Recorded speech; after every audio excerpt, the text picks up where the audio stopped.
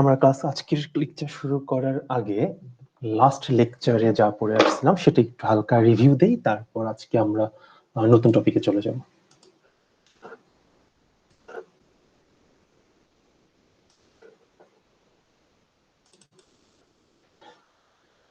So last ক্লাসে mainly আমাদের ডিসকাশনের topic ছিল হচ্ছে পাওয়ার, ইলেকট্রিক্যাল পাওয়ার, যেখানে আমরা ফার্স্টে দেখতে পেলাম যে পাওয়ার হচ্ছে ভোল্টেজ এন্ড কারেন্টের product. P is equal to V into I. So power equation হচ্ছে P equal to V into I, product of voltage and current, and power এর ইউনিট হচ্ছে ওয়াট। SI ইউনিট হচ্ছে ওয়াট। মিলি ওয়াটও হতে পারে, micro ওয়াটও হতে পারে। এরপরে আমরা পাওয়ারের প্যাসিভ সাইন কনভেনশনটুকু দেখলাম, যেখানে প্যাসিভ সাইন কনভেনশন থেকে আমরা জানি যে প্যাসিভ সাইন কনভেনশনটুকু হচ্ছে জাস্ট একটা ইকুইপমেন্টের পাওয়ার, একটা যে কোনো particular equipment electrical power absorb করবে বা কনজিউম করবে, নাকি ইলেকট্রিক্যাল পাওয়ার সাপ্লাই দিবে বা ডেলিভার করবে, তারই একটা নোট অ্যানোটেশন বলা যেতে পারে হচ্ছে প্যাসিভ সাইন কনভেনশন। যেমন আমরা যদি সামহাও যদি পাওয়ারের সামনে যদি মাইনাস সাইন দিই, মাইনাস সাইন মানেই হচ্ছে সেই পাওয়ারটা ডেলিভার করবে, আর পাওয়ারের সামনে যদি প্লাস সাইন থাকে তার মানে হচ্ছে পাওয়ার কনজিউম করবে। সো আমরা যখন ম্যাথ করছিলাম আমাদের সবগুলো ম্যাথের কনসেপ্ট ছিল অলমোস্ট সেম। সেটা হচ্ছে যে আমরা পাওয়ার যখন ক্যালকুলেট করতে হবে, পাওয়ার ক্যালকুলেট করার জন্য আমরা আগে এসে ফর এক্সাম্পল এখানে যেমন ধরা যাক হচ্ছে এই যে 2 ভোল্টের যে ভোল্টেজ সোর্সটা আছে, এই ভোল্টেজ সোর্সের পাওয়ার P2 যখন আমাদেরকে ক্যালকুলেট করতে বলবে, আমরা আগে P equal two V into I এই ফর্মুলা দিয়ে আগে পাওয়ার ক্যালকুলেট করতাম। এরপর পাওয়ার ক্যালকুলেট করার পর তারপর প্যাসিভ সাইন কনভেনশনের ব্যাপারটুকু মাথায় আনতাম। যেমন এখানে যদি এটা যদি একটু হালকা যদি আমি রিভিউ দিই, যে P2 এর অ্যাক্রস ভোল্টেজ হচ্ছে 2 ভোল্ট এন্ড তার মধ্যে দিয়ে কারেন্ট যাচ্ছে 9 ampere. So 2 into 9 equal to 80 watt হচ্ছে তার পাওয়ার। ফার্স্টে পাওয়ার ক্যালকুলেট করলাম ম্যাগনিটিউডটুকু, দেন প্যাসিভ সাইন কনভেনশন থেকে আমাকে দেখতে হবে যে কারেন্টটা কি পজিটিভ টার্মিনাল দিয়ে এন্ট্রি নিচ্ছে নাকি কারেন্টটুকু পজিটিভ টার্মিনাল দিয়ে এক্সিট করতেছে। সামহাও যদি কারেন্ট যদি পজিটিভ টার্মিনাল দিয়ে যদি এন্ট্রি নেয় তাহলে সামনে সাইন হবে প্লাস। যেমন এই 2 ভোল্ট ভোল্টেজ সোর্সের পজিটিভ টার্মিনাল দিয়ে কারেন্ট এন্ট্রি নিচ্ছে, তাই P2 এর পাওয়ার ছিল প্লাস। দেন P3 তে দেখাও, যেখানে দেখা যাচ্ছে যে পজিটিভ টার্মিনাল দিয়ে কারেন্ট এন্ট্রি নিচ্ছে, সো P3 এর পাওয়ারও ছিল প্লাস। এন্ড দেন এগেন এই যে 3 ভোল্ট যে P4 আছে, এর পজিটিভ টার্মিনাল দিয়ে কারেন্ট এন্ট্রি নিচ্ছিল, সো P4 এর সাইনও ছিল প্লাস। বাট যে P1 ছিল, P1 এর ক্ষেত্রে ছিল যে প্লাস 5 ভোল্টের পজিটিভ টার্মিনাল দিয়ে কারেন্ট এক্সিট করতেছে, এন্ড কারেন্ট যদি পজিটিভ টার্মিনাল দিয়ে এক্সিট করে তাহলে তার সামনে সিম্বল হয়ে যায় মাইনাস। এই ম্যাথটা আমরা লাস্ট দিনই করছিলাম। এন্ড ফাইনালি আমাদের সামারি ছিল হচ্ছে যে যাদের সামনে সিম্বল হচ্ছে প্লাস তারা পাওয়ার কনজিউম করবে, আর যাদের সামনে আছে মাইনাস তারা হচ্ছে পাওয়ার সাপ্লাই দিবে। এন্ড লাস্ট দিন আমরা আরো একটা টপিক পড়ছিলাম, সেটা হচ্ছে ভোল্টেজ সোর্স মেইনলি দুই টাইপের হতে পারে, একটা হচ্ছে ডিপেন্ডেন্ট সোর্স, একটা হচ্ছে ইন্ডিপেন্ডেন্ট সোর্স। ইন্ডিপেন্ডেন্ট সোর্সকে আমরা এরকম সার্কেল দ্বারা রিপ্রেজেন্ট করি, আর ডিপেন্ডেন্ট সোর্সকে আমরা এরকম রম্বাস শেপ দ্বারা রিপ্রেজেন্ট করি। সো এই সার্কিটে যেহেতু এখানে একটা সার্কেল টাইপ আছে, সো বোঝা যাচ্ছে এটা একটা এটা একটা ইন্ডিপেন্ডেন্ট সোর্স 2 ভোল্টের, আর যে রম্বাস শেপটা আছে সেটা হচ্ছে একটা ডিপেন্ডেন্ট সোর্স। উপরেরটা ইন্ডিপেন্ডেন্ট আর এই P3টা হচ্ছে ডিপেন্ডেন্ট। এন্ড এরপরে আমরা ফ্যাক্ট ছিল হচ্ছে আচ্ছা এটা তো বুঝলাম যে এটা হচ্ছে ইন্ডিপেন্ডেন্ট আর নিচেরটা হচ্ছে ডিপেন্ডেন্ট, বাট এরা কি ভোল্টেজ সোর্স নাকি কারেন্ট সোর্স সেটা হচ্ছে একটু ফ্যাক্ট। সো ভোল্টেজ সোর্স নাকি কারেন্ট সোর্স সেটা আমরা ইজিলি বুঝতে পারবো যে তার ভিতরে কি প্লাস মাইনাস দেয়া আছে নাকি অ্যারো সাইন দেয়া আছে। যদি ভিতরে প্লাস মাইনাস দেয়া থাকে তাহলে বোঝা যাবে এটা একটা ভোল্টেজ সোর্স, আর ভিতরে যদি অ্যারো সাইন দেয়া থাকে সেটা হচ্ছে একটা কারেন্ট সোর্স। সো এই ছিল আমাদের লাস্ট দিনের ডিসকাশনের টপিক। আজকে আমরা এই আগের দিনে যে লাস্ট দিনে যে আমরা যে পাওয়ারের যে ম্যাথটুকু করছিলাম, আমরা ওই ম্যাথটুকু মাথায় রেখে আমরা পাওয়ারের আজকে আরেকটা নতুন ম্যাথ করব। আগের দিনের যে কনসেপ্টটুকু ছিল আমাদের ওই কনসেপ্টের উপর বেস করে আজকে আমরা পাওয়ারের আরেকটা ম্যাথ করব, করে এই টপিকটুকু আজকে আমরা এখানেই রেখে দিব। সো আমাদের কাজ হচ্ছে এখন এই যে ম্যাথটা আমাদের হোয়াইট বোর্ডে দেখা যাচ্ছে, এই ম্যাথটুকু আমাদেরকে এখন সলভ করতে হবে। তো আমরা এটা সলভ করি, তাহলে আমার কাছে মনে হয় যে আমরা আগের দিনে যা যা পড়ে আসছি সেই কনসেপ্টটুকু হালকা রিভিউ হয়ে যাবে।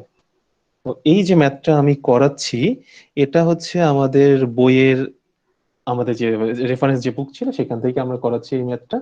এই ম্যাথটা আগে আমরা করি, তারপর এটা সলিউশনে আমরা এই ম্যাথটাকে করে ফেলি আমরা। তো কোশ্চেন হচ্ছে এখানে হচ্ছে আগের মতোই, যে এই সার্কিটে যতগুলো পাওয়ার আছে, লাইক P1, P2, এখানে লাস্ট হচ্ছে P5 পর্যন্ত আছে। সো P1 থেকে P5 পর্যন্ত ক্যালকুলেট করতে হবে, এটাই হচ্ছে আমাদের কোশ্চেন।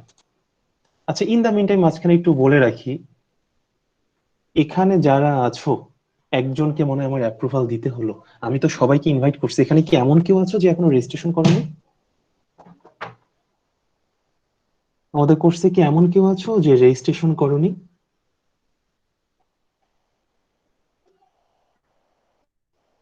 যদি রেজিস্ট্রেশন যদি না করে থাকো তাহলে কাইন্ডলি একটু আমাকে বলে দাও, তাহলে আমি তোমাকে আগে থেকে ইনভাইট করে রাখবো। আর না হলে ইউনিভার্সিটি থেকে যেটা আমাদের বলা আছে, আমাদের আসলে গুগল ক্লাসরুমে সুইচ করার মেইন রিজনটা হচ্ছে সিকিউরিটি পারপাসে, যেন আমাদের ভার্সিটি, আমাদের কোর্সের স্টুডেন্টের বাইরে অন্য কেউ যেন আসতে না পারে, বা ভার্সিটির স্টুডেন্টের বাইরে অন্য কেউ যেন আসতে না পারে।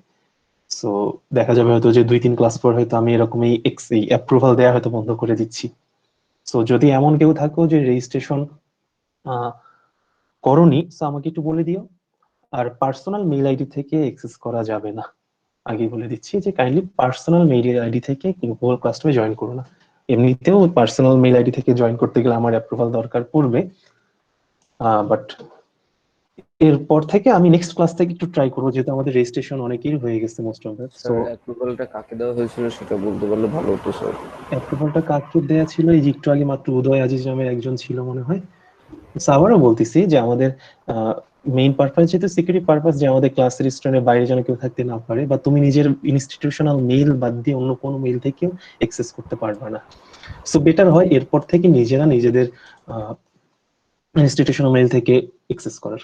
এটা আমরা নেক্সট ক্লাস থেকে আমি নিয়ে দেবো, কারণ আমাদের নেক্সট ক্লাস থেকে ক্লাস টেস্ট শুরু হবে, তো হয়তো কোনো একটা ক্লাস থেকে। সো তখন হয়তো দেখা যাবে যে ইএলএমএস এ আমাদের এনরোল স্টুডেন্ট বাদে বাকি যারা আছে সবাইকে বের করে দিতে হবে, ইএলএমএস এর এনরোলমেন্ট কি চেঞ্জ করে দিতে হবে।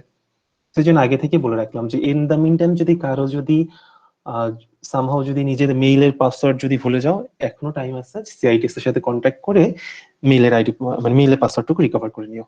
ওকে, সো আমরা ব্যাক করি। এই ডিসপ্লে তো দেখতে পাচ্ছ হোপফুলি। সো আমাদের এখানে কোশ্চেন আছে, এই সার্কিটে টোটাল 5টা এলিমেন্ট আছে, যাদেরকে 1 থেকে 5 দ্বারা ডিনোট করা আছে। সো আমার হচ্ছে কাজ হচ্ছে 1 থেকে 5 পর্যন্ত প্রত্যেকটা এলিমেন্টের, মানে 5টা এলিমেন্টেরই পাওয়ার ইন্ডিভিজুয়ালি ক্যালকুলেট করতে হবে। তো পাওয়ার ক্যালকুলেট করার প্রসেসটা আমি একটু হালকা সাইডে লিখি, তারপর আমরা আসি যে আমরা লাস্ট দিন যেটা করছিলাম, পাওয়ার আমি ক্যালকুলেট করব P equal to V into I, এই ফর্মুলা দিয়ে।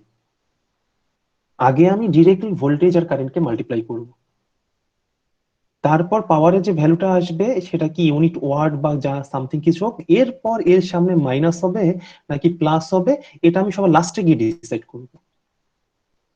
ফার্স্টে আমি ভিআই ফর্মুলা দিয়ে আগে পাওয়ারের ম্যাগনিটিউডটুকু ক্যালকুলেট করব, এন্ড দেন ফাইনালি গিয়ে হচ্ছে মাইনাস হবে নাকি প্লাস হবে সেটা আমি লাস্টে গিয়ে ডিসাইড করব। সো আপাতত আজকে বোঝার সুবিধার জন্য আমি আগে P1 থেকে P5 সবগুলো পাওয়ারের শুধুমাত্র ম্যাগনিটিউড গুলো ক্যালকুলেট করব।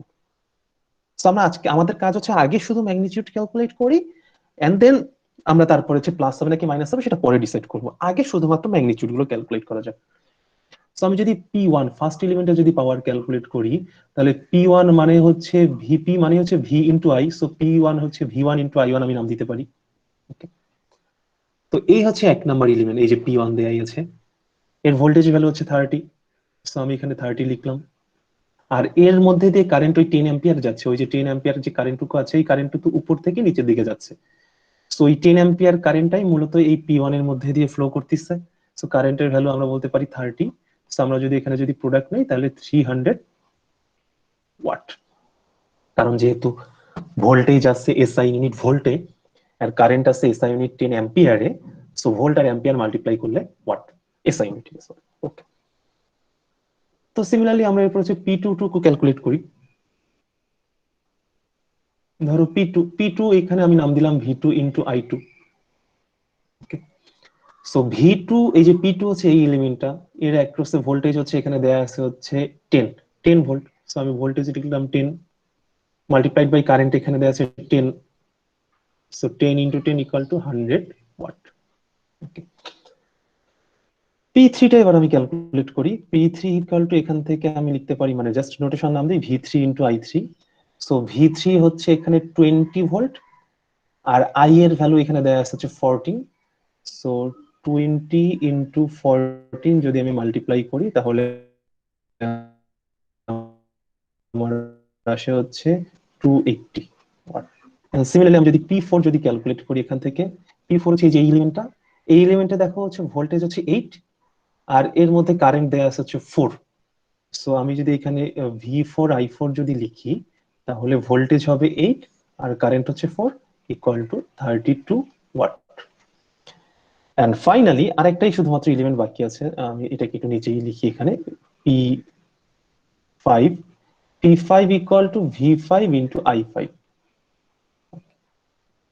তো V5 ইন্টু I5 যদি আমি এখানে লিখি, তা V এর ভ্যালু হচ্ছে 12 দেয়া আছে।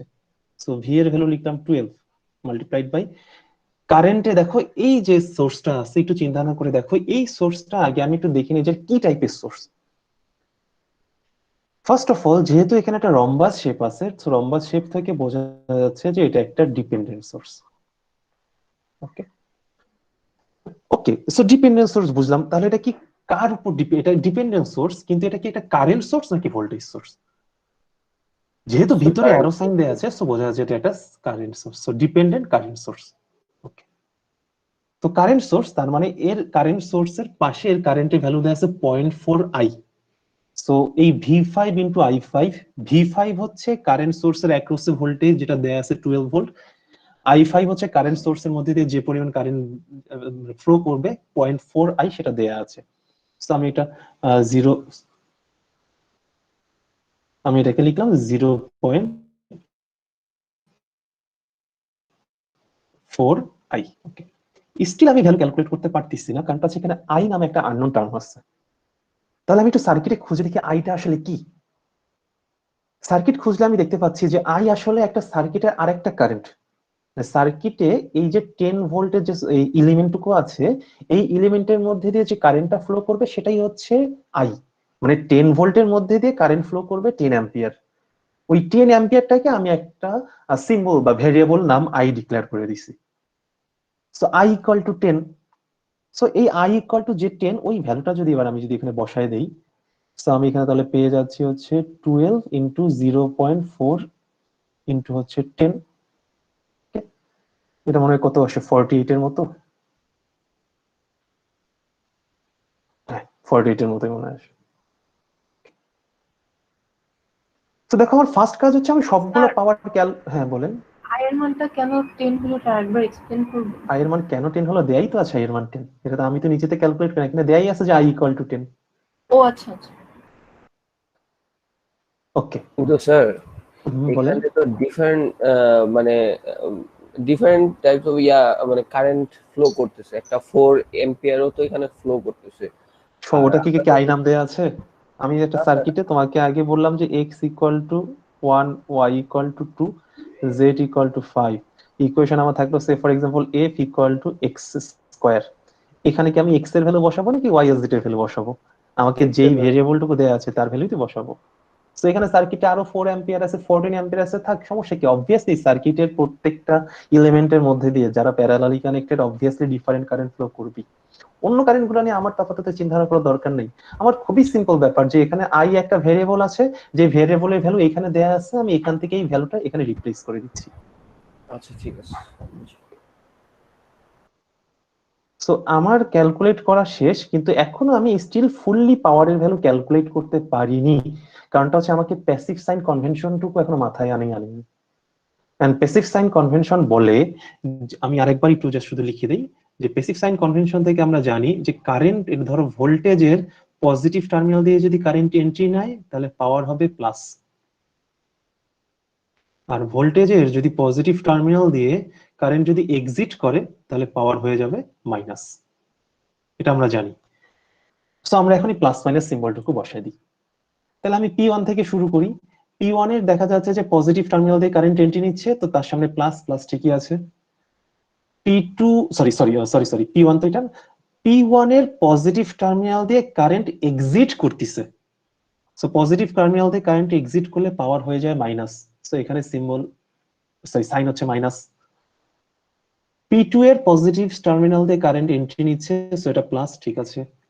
P3 এর পজিটিভ টার্মিনাল দিয়ে কারেন্ট এন্ট্রি নিচ্ছে, সো এটাও প্লাস হবে, ঠিক আছে। P4 এর দেখো এই যে কারেন্টটা আসতেছে 4 অ্যাম্পিয়ার, সেটা তো নেগেটিভ টার্মিনাল দিয়ে এন্ট্রি নিয়ে পজিটিভ টার্মিনাল দিয়ে এক্সিট করে যাচ্ছে।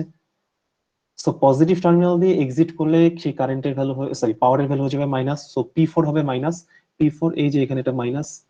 ওকে, এন্ড ফাইনালি এই যে P5 টুকু আছে, P5 এর ক্ষেত্রেও দেখা যাচ্ছে এই যে কারেন্ট টুকু, এই দেখো কারেন্টের এখানে কিন্তু উপর এই যে কারেন্ট তো ভিতরে সিম্বল দেয়াই আছে, সোর্সের ভিতরেই তো কারেন্টের ডিরেকশন টুকু দেয়া আছে। এন্ড কারেন্টের ডিরেকশন থেকে আমি দেখতে পাচ্ছি যে ভোল্টেজের পজিটিভ টার্মিনাল দিয়ে কারেন্ট এক্সিট করতেছে, আর ভোল্টেজের পজিটিভ টার্মিনাল দিয়ে কারেন্ট এক্সিট করলে পাওয়ার হয়ে যায় মাইনাস। সো P5 এর পাওয়ারটা হচ্ছে মাইনাস। কারো কোনো কোশ্চেন থাকলে করতে পারো। কি ব্যাপার স্যার, আপনি দেখি আগে আগে অ্যাটেন্ডেন্স দিয়ে ফেললেন শুরুতেই।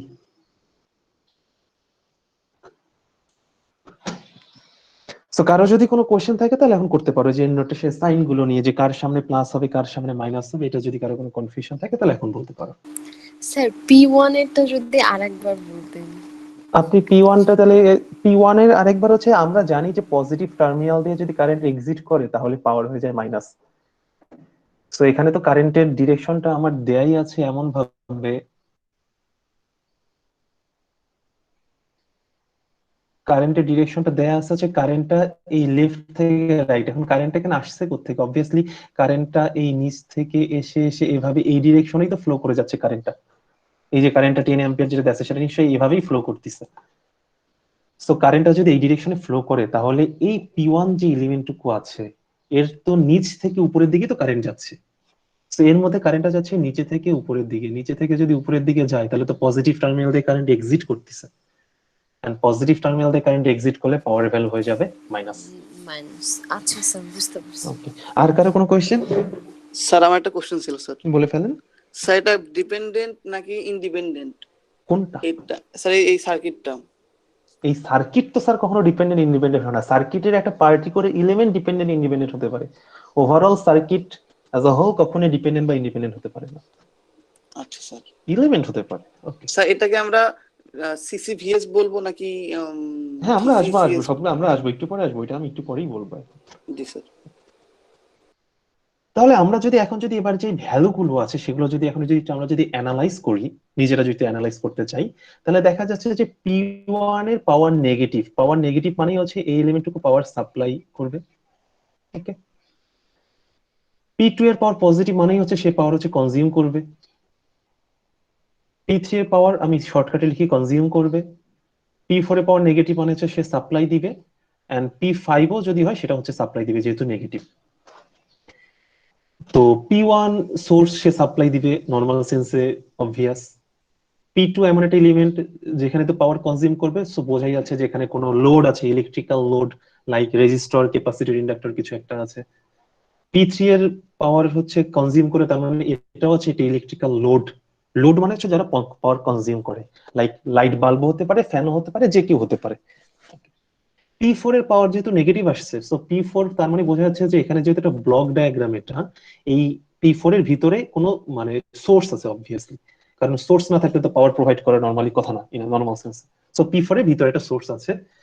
আর যদি P5 যদি বলি, P5 তো একটা সোর্স দেখেই বোঝা যাচ্ছে, এ পাওয়ার সাপ্লাই দিচ্ছে যেহেতু এখানে মাইনাস আছে, এর সাপ্লাই দিচ্ছে। এন্ড এটা কি টাইপের সোর্স আমি যদি বলি, ফার্স্ট অফ অল এ তো একটা কারেন্ট সোর্স, ডিপেন্ডেন্ট সোর্স তো অবভিয়াসলি। সে একটা কারেন্ট সোর্স কিভাবে বুঝলাম, যে তার ভিতরে হচ্ছে অ্যারো সাইন দেয়া আছে। আর এই এর ভ্যালুটা কার উপর ডিপেন্ড করতেছে? অন্য একটা কারেন্টের উপরে।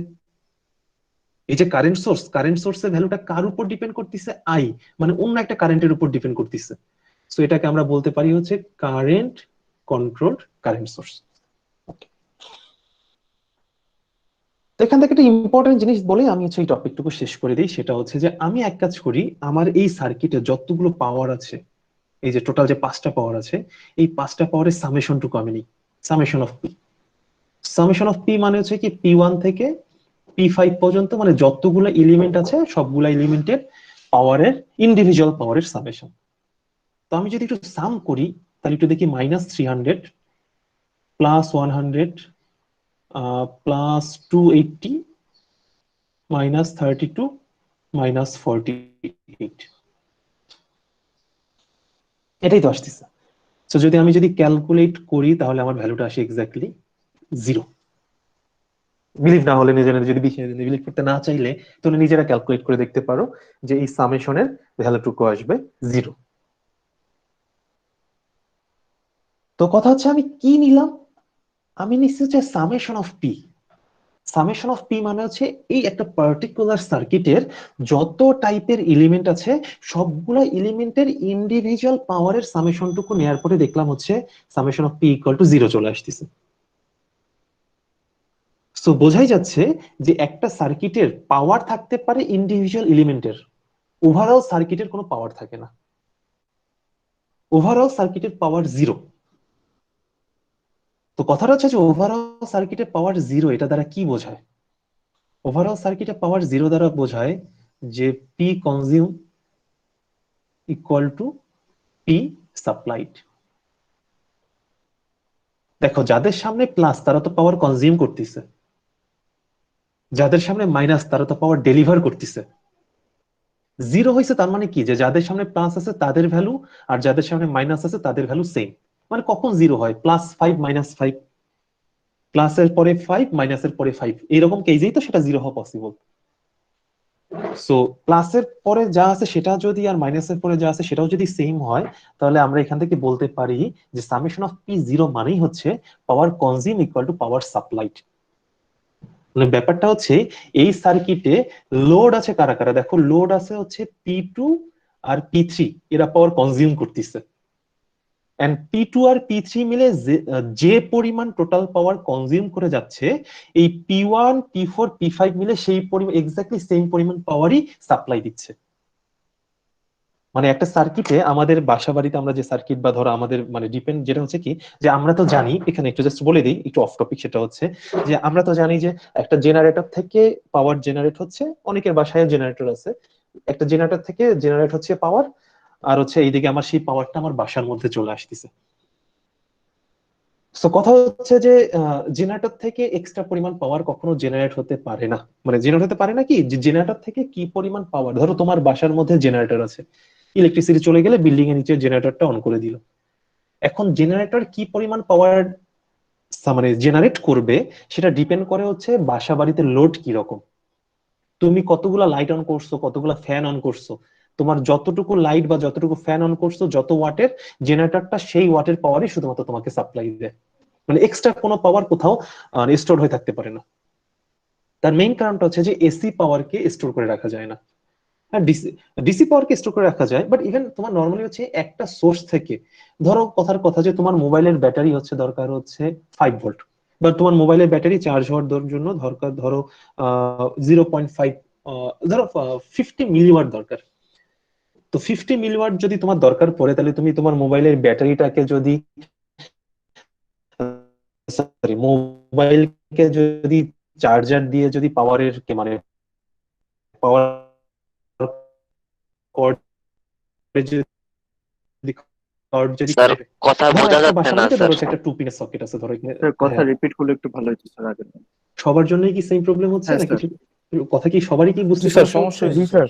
হ্যাঁ নাকি জি না? স্যার, সবারই ধরো প্রবলেম। বাসা বাড়িতে আমাদের 2 পিনের সকেট আছে, 2 পিনের সকেটের সাথে তুমি চাইলে ফোনের মানে মোবাইলের চার্জারকেও কানেক্ট করতে পারো, বা চাইলে ধরো এখানে একটা আয়রনও কানেক্ট করতে পারো। তো এমন না যে 2 পিনের সকেট থেকে অল টাইম সেম পরিমাণ পাওয়ারই আসবে। 2 পিনের সকেট থেকে কি পরিমাণ পাওয়ার আসবে সেটা ডিপেন্ড করবে তুমি কি ধরনের লোড ইউজ করতেছো। তুমি যদি মোবাইলের চার্জার কানেক্ট করো তাহলে মোবাইলের চার্জারের যে পরিমাণ পাওয়ার দরকার সেই পরিমাণ পাওয়ার ওখান থেকে আসবে। আবার তুমি যদি আয়রন যদি ইউজ করতে থাকো তাহলে আয়রন যে পরিমাণ পাওয়ার নেয় সেই পরিমাণ পাওয়ারই চলে আসবে। মানে কথা হচ্ছে পাওয়ার কোথাও মানে এক্সট্রা পাওয়ার কখনো থাকবে না সার্কিটে। সার্কিটে লোড গুলো যে পরিমাণ পাওয়ার নিবে, যে পরিমাণ পাওয়ার অ্যাবজর্ব করবে, এক্স্যাক্টলি সেই পরিমাণ পাওয়ারই সোর্স থেকে আসবে, এর বেশিও আসবে না, কমও আসবে না। এই হচ্ছে summation of P equal two 0 significance, যে সার্কিটে যে পরিমাণ পাওয়ার দরকার পড়ে সোর্স সেই পরিমাণ পাওয়ারই প্রোভাইড করে।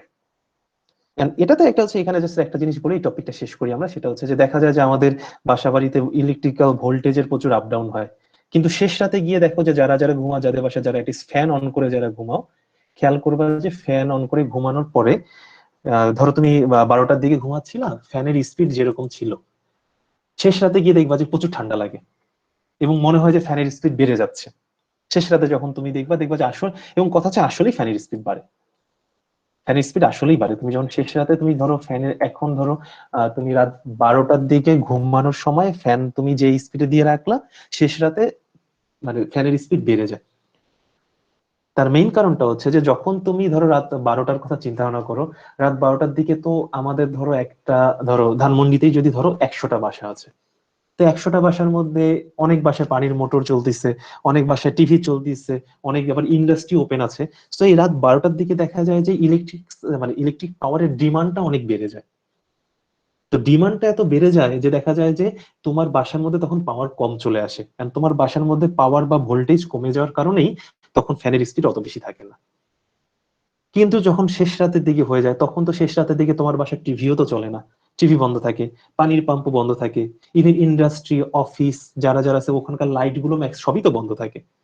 তো তখন আলটিমেটলি অন্য জায়গায় পাওয়ারের ডিমান্ড কমে যায়, তো তখন ওই পাওয়ারটা তোমার বাসায় এক্সট্রা চলে আসে, এই জন্য তোমার বাসায় তখন শেষ রাতের দিকে ফ্যানের স্পিড বেড়ে যায়। বাট আলটিমেটলি যাই হোক না কেন, পাওয়ার কখনো এক্সট্রা পাওয়ার থাকে না, যতটুকু দরকার জেনারেটর সেই পরিমাণ পাওয়ারই প্রোভাইড করে, এর থেকে বেশিও না এর থেকে কমও না। তাহলে স্যার আমাদের যে সার্কিটটা করানো হয়েছে সেই সার্কিট যদি আমার এরকম হয় যে সামেশনে কোনোটা বেশি বা কম আসতেছে, তার মানে তোমার ম্যাথ তখন ভুল কি হয়েছে, আমার ভুল আছে? তোমার ম্যাথ ভুল আছে। আচ্ছা, যদি ঠিক আছে। সামেশন যদি 0 না হয় তাহলে বুঝবা তোমার ম্যাথ ভুল হয়েছে। আচ্ছা, আমি যখন ছিলাম আর কি, আমি তখন 1-1 ছিলাম, আমাদের তো 1-1 ইলেকট্রিক্যাল সার্কিট ছিল, আমাদের এরকম একটা কোশ্চেন ছিল আর কি বুয়েটে, যে প্রত্যেকটা এলিমেন্টের ইন্ডিভিজুয়াল পাওয়ার ক্যালকুলেট করো এবং তারপরে দেখাও যে আসলে তোমার মানে আনসারকে ভেরিফাই করো। তো আনসারকে ভেরিফাই করা simple, summation of P equal two 0 আসলে তো আনসার ভেরিফাইড হয়ে যাচ্ছে। আর কারো কোনো কোশ্চেন? স্যার স্যার মানে কখন মাইনাস হবে আর কখন প্লাস হবে এই জিনিসটা যদি আরেকবার বলতেন স্যার। স্যার আপনি যেমন একটা P1 একটু ক্লাসের লাস্টে আপনাকে আমি আলাদা করে বোঝাই, কারণ এরকম এই প্রবলেম যদি মানে এটা তো আমি আগের দিনেও বলছি আজকেও বললাম, এখন যদি এটা আবার যদি বলতে হয় তাহলে আমি এর থেকে আমি আপনাকে বেটার ক্লাস শেষে আলাদা করে বুঝাই আপনাকে, কারণ আমার তো ওরা তো সিলেবাসই তো পরে দেখা যাবে শেষ হবে না। সো যার যার ইন্ডিভিজুয়াল প্রবলেম সেগুলো আমরা ক্লাস শেষে সলভ করার জন্য রেখে দিই, এটাই মনে হয় বেটার, তখন আপনার সাথে আমি একটু বেশি ওপেনলি আরো বেশি ইন্টারঅ্যাক্ট করে আপনার কোশ্চেন আনসার দিতে পারবো। তো আমাদের চ্যাপ্টার 1 শেষ, আমাদের আলেকজান্ডার সাদিকুর বইয়ের চ্যাপ্টার 1 এখানেই শেষ। সো আমি যা যা পড়ালাম রিলেভেন্ট যা যা এক্সারসাইজ আছে তোমরা দুই একটা করে নিও। এখন একটা অ্যানাউন্সমেন্ট আছে, যে অ্যানাউন্সমেন্ট দিয়ে আমি হয়তো আবার একটা নতুন আমাদের টপিক শুরু করব, সেটা হচ্ছে ক্লাস টেস্ট 1। তো আমি এই হোয়াইট বোর্ডে ওদের নতুন করে লিখতেছি না, তোমরা নিজেরা একটু নিজেদের আশেপাশে যদি কোনো প্লেন পেপার থাকে বা ফোনের নোট ডাউন করে নিতে পারো, নোটপ্যাডের মধ্যেও। আমাদের আজকের লেকচার হচ্ছে মোস্ট প্রবাবলি হচ্ছে লেকচার 4। লেকচার 1 এ তো আমরা আসলে কিছু মানে ডিসকাস, মানে লেকচার 1 তো মেইনলি কোর্সের এই অ্যাসেসমেন্ট পলিসির ব্যাপারে ডিসকাস করতেই তো আমাদের টাইম চলে গেছে লেকচার 1 এ। তো বলা যেতে পারে যে আমরা সিলেবাস শুরু করছি লেকচার 2 থেকে। লেকচার 2 তে আমরা current I equal to dq by dt এই ফর্মুলার কিছু ম্যাথ করছিলাম। তারপর লেকচার 3 তে লাস্ট ক্লাসে আমরা পাওয়ারের ম্যাথ করলাম, আর আজকে যেটা করতেছি পাওয়ারে সেটা হচ্ছে লেকচার 4। তো আমাদের ক্লাস টেস্ট হবে নেক্সট উইকের, আজকে হচ্ছে 12 তারিখ, নেক্সট উইকে এক্স্যাক্টলি 19 তারিখে, 19th জুলাই। তো সবাই লিখে নিতে পারো চাইলে। এক্স্যাক্টলি আজকে হচ্ছে সানডে, এক্স্যাক্টলি নেক্সট উইকের সানডেতে 19 তারিখে হবে আমাদের ক্লাস টেস্ট 1। এখানে তো কোশ্চেন অবভিয়াসলি সার্কিটই থাকবে, ম্যাক্সিমাম সার্কিট মানে পুরোপুরি ম্যাথমেটিক্যাল বেসড। তো আমরা যদি কোশ্চেন কি রকম আসে সিলেবাসটা আমি একটু পরেই বলতেছি, কোশ্চেন পুরোপুরি ম্যাক্সিমাম টাইম হচ্ছে ম্যাথ বেসড থাকবে এবং সবার থেকে সবার কোশ্চেন আলাদা থাকবে, আগেই বলে দিচ্ছি। প্রত্যেকের আমাদের এখানে কোর্সে যদি 40 জন স্টুডেন্ট থাকে, 40 জনের জন্য প্রত্যেকটা কোশ্চেন ডিফারেন্ট, কারোর সাথে কারো কোনো কোশ্চেনে মিল থাকবে না, যেটা এমনিতে গতবার থেকে। সবগুলো কি অবজেক্টিভের মতো থাকবে স্যার? শেষ করি আমি তো এটাই বলতেছি, সার্কিট থাকবে কিন্তু সবার প্রত্যেকটা ডিফারেন্ট। আমাকে শেষ করতে দেন স্যার, আপাতত কোনো কথা কোশ্চেন করে না, আমি তো আপনাদেরকে এখন এটাই বলতেছি যে কোশ্চেন কিরকম হবে, তো এখন কথা বলে কি লাভ? প্রত্যেকের কোশ্চেন আলাদা হবে, শুধু সার্কিট থাকবে। আমি একটু আগেই বললাম যে সার্কিট থাকবে, সার্কিট বাদে আর কিছু থাকবে না। ম্যাথমেটিক্স থাকবে, I equal to dq by dt, এই টাইপের ম্যাথ থাকতে পারে, যে কোনো যে পাওয়ারের ক্যালকুলেট করতে হতে পারে, কিন্তু সবার থেকে সবার কোশ্চেন আলাদা হবে, ডেটা পর্যন্ত আলাদা হবে। সো এমসিকিউ টাইপের কোনো কিছু আমাদের এখানে নাই। তোমাকে যা করতে হবে সার্কিটটুকু সলভ করতে হবে, সলভ করে কিভাবে আনসার সাবমিট করবা সেটা হচ্ছে আমরা ইএলএমএস এর মধ্যেই কোশ্চেন আপলোড করব। ইএলএমএস এর মধ্যেই কোশ্চেন বা সজল যেটা হয়তো, বা আমরা এক্সাম কিভাবে নিব সেটা আমি এখনো ঠিক শিওর না। হতে পারে আমি গুগল ক্লাসরুমে নিচ্ছি, এন্ড হতে পারে হচ্ছে আমি ইএলএমএস এ নিচ্ছি। মানে একটা মানে বেশ বড়সড় একটা চান্স আছে যে আমি এক্সাম হচ্ছে গুগল ক্লাসরুমে নিব, হতে পারে। কারণ সজল যেহেতু ওর সেকশনে গুগল ক্লাসরুমে ক্লাস নিচ্ছে। সো যারা যারা গুগল ক্লাসরুমে এখনো ইনরোলড হওনি, আমি একটু দেখাই দিচ্ছি কষ্ট করে, যে আমি ইনভাইট করছিলাম কিন্তু এখনো আপনারা অ্যাপ্রুভাল দেননি, তারা কষ্ট করে আজকের মধ্যেই অ্যাপ্রুভাল দিয়ে দিন। আমি দেখাই দিচ্ছি এখানে।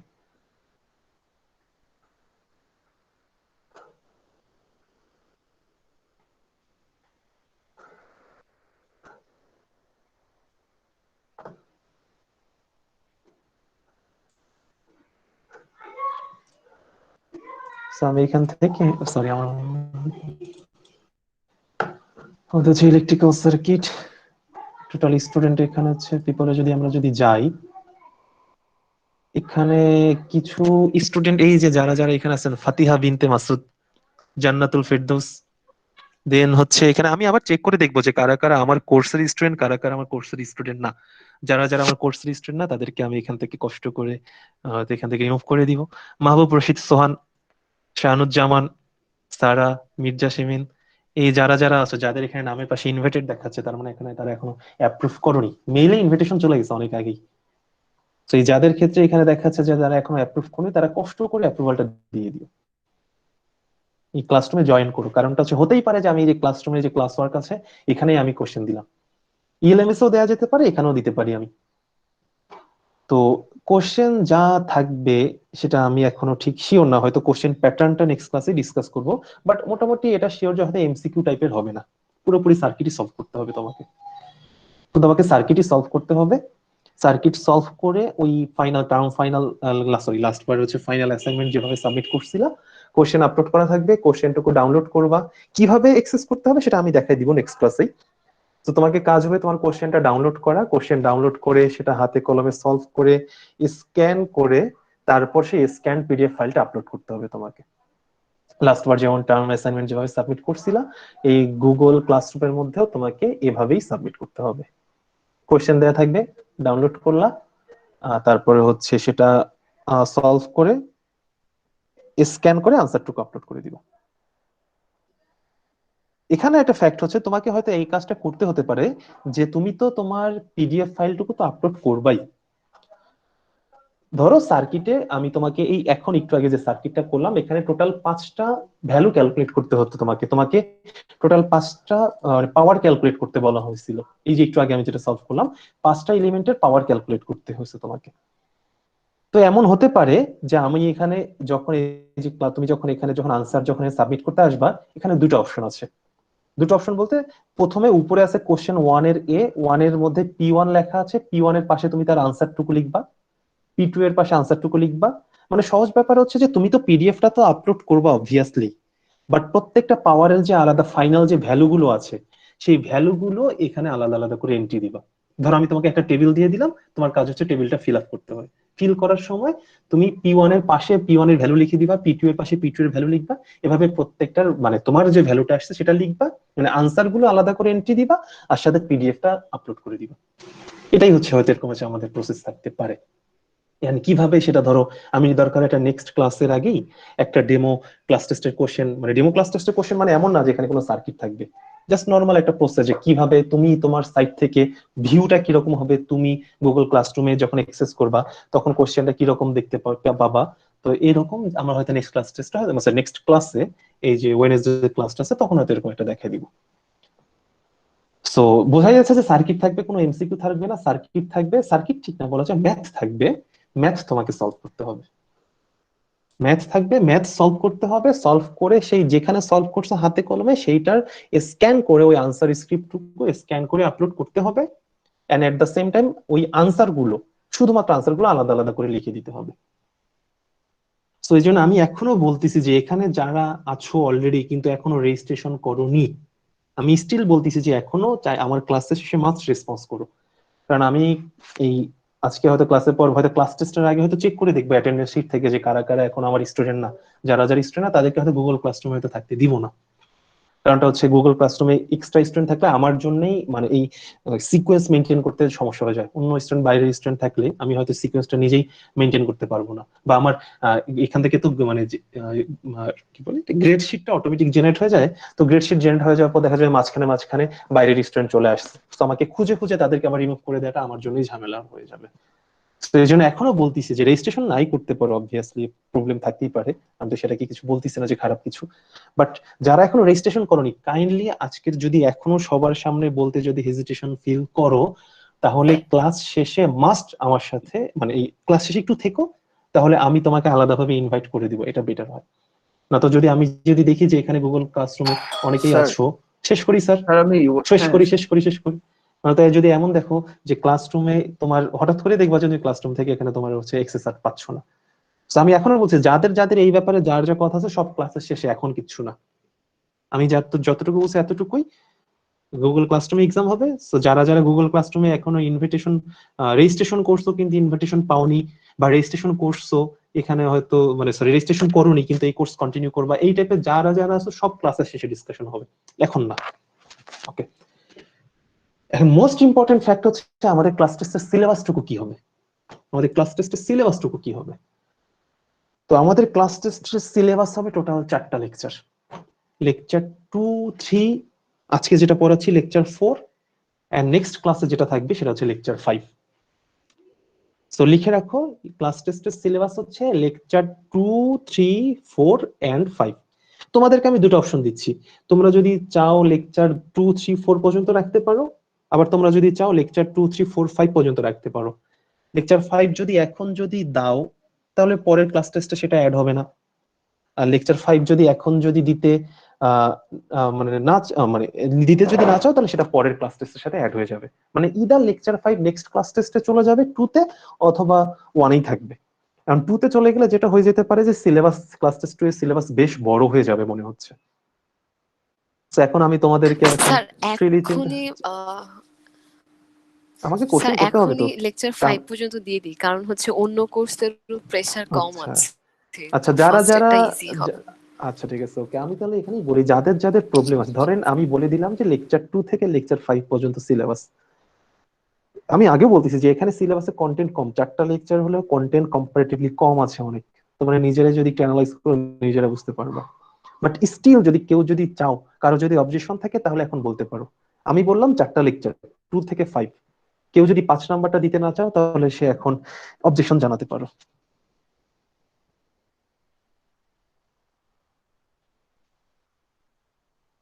ওকে, হোপফুলি কারো কোনো অবজেকশন নেই, তাহলে আমাদের ক্লাস টেস্টের সিলেবাস হচ্ছে লেকচার 2 থেকে লেকচার 5। আমি ইএলএমএস অ্যানাউন্সমেন্ট দিয়ে দিব, বাট আপাতত তোমরা নিজেরাই মার্ক করে রাখো লেকচার 2 থেকে লেকচার 5। ওকে, আর বাকি ডিসকাশন আমরা আবার আজকে ক্লাসের লাস্ট হাফে গিয়ে আবার ডিসকাশন আবার কিছু কন্টিনিউ করব। তো আপাতত আমরা এখন এক কাজ করি, এখন 13 বাজে, আমরা 3-4 মিনিট একটা ব্রেক দিই, আমরা 17 বা 18 আবার ক্লাসটা রিজিউম করবো। আর ইন দা মিন টাইম সবাই অ্যাটেন্ডেন্সের জন্য নিজেদের আইডি, শুধু আইডি টুকু চ্যাট বক্সে লিখে দাও।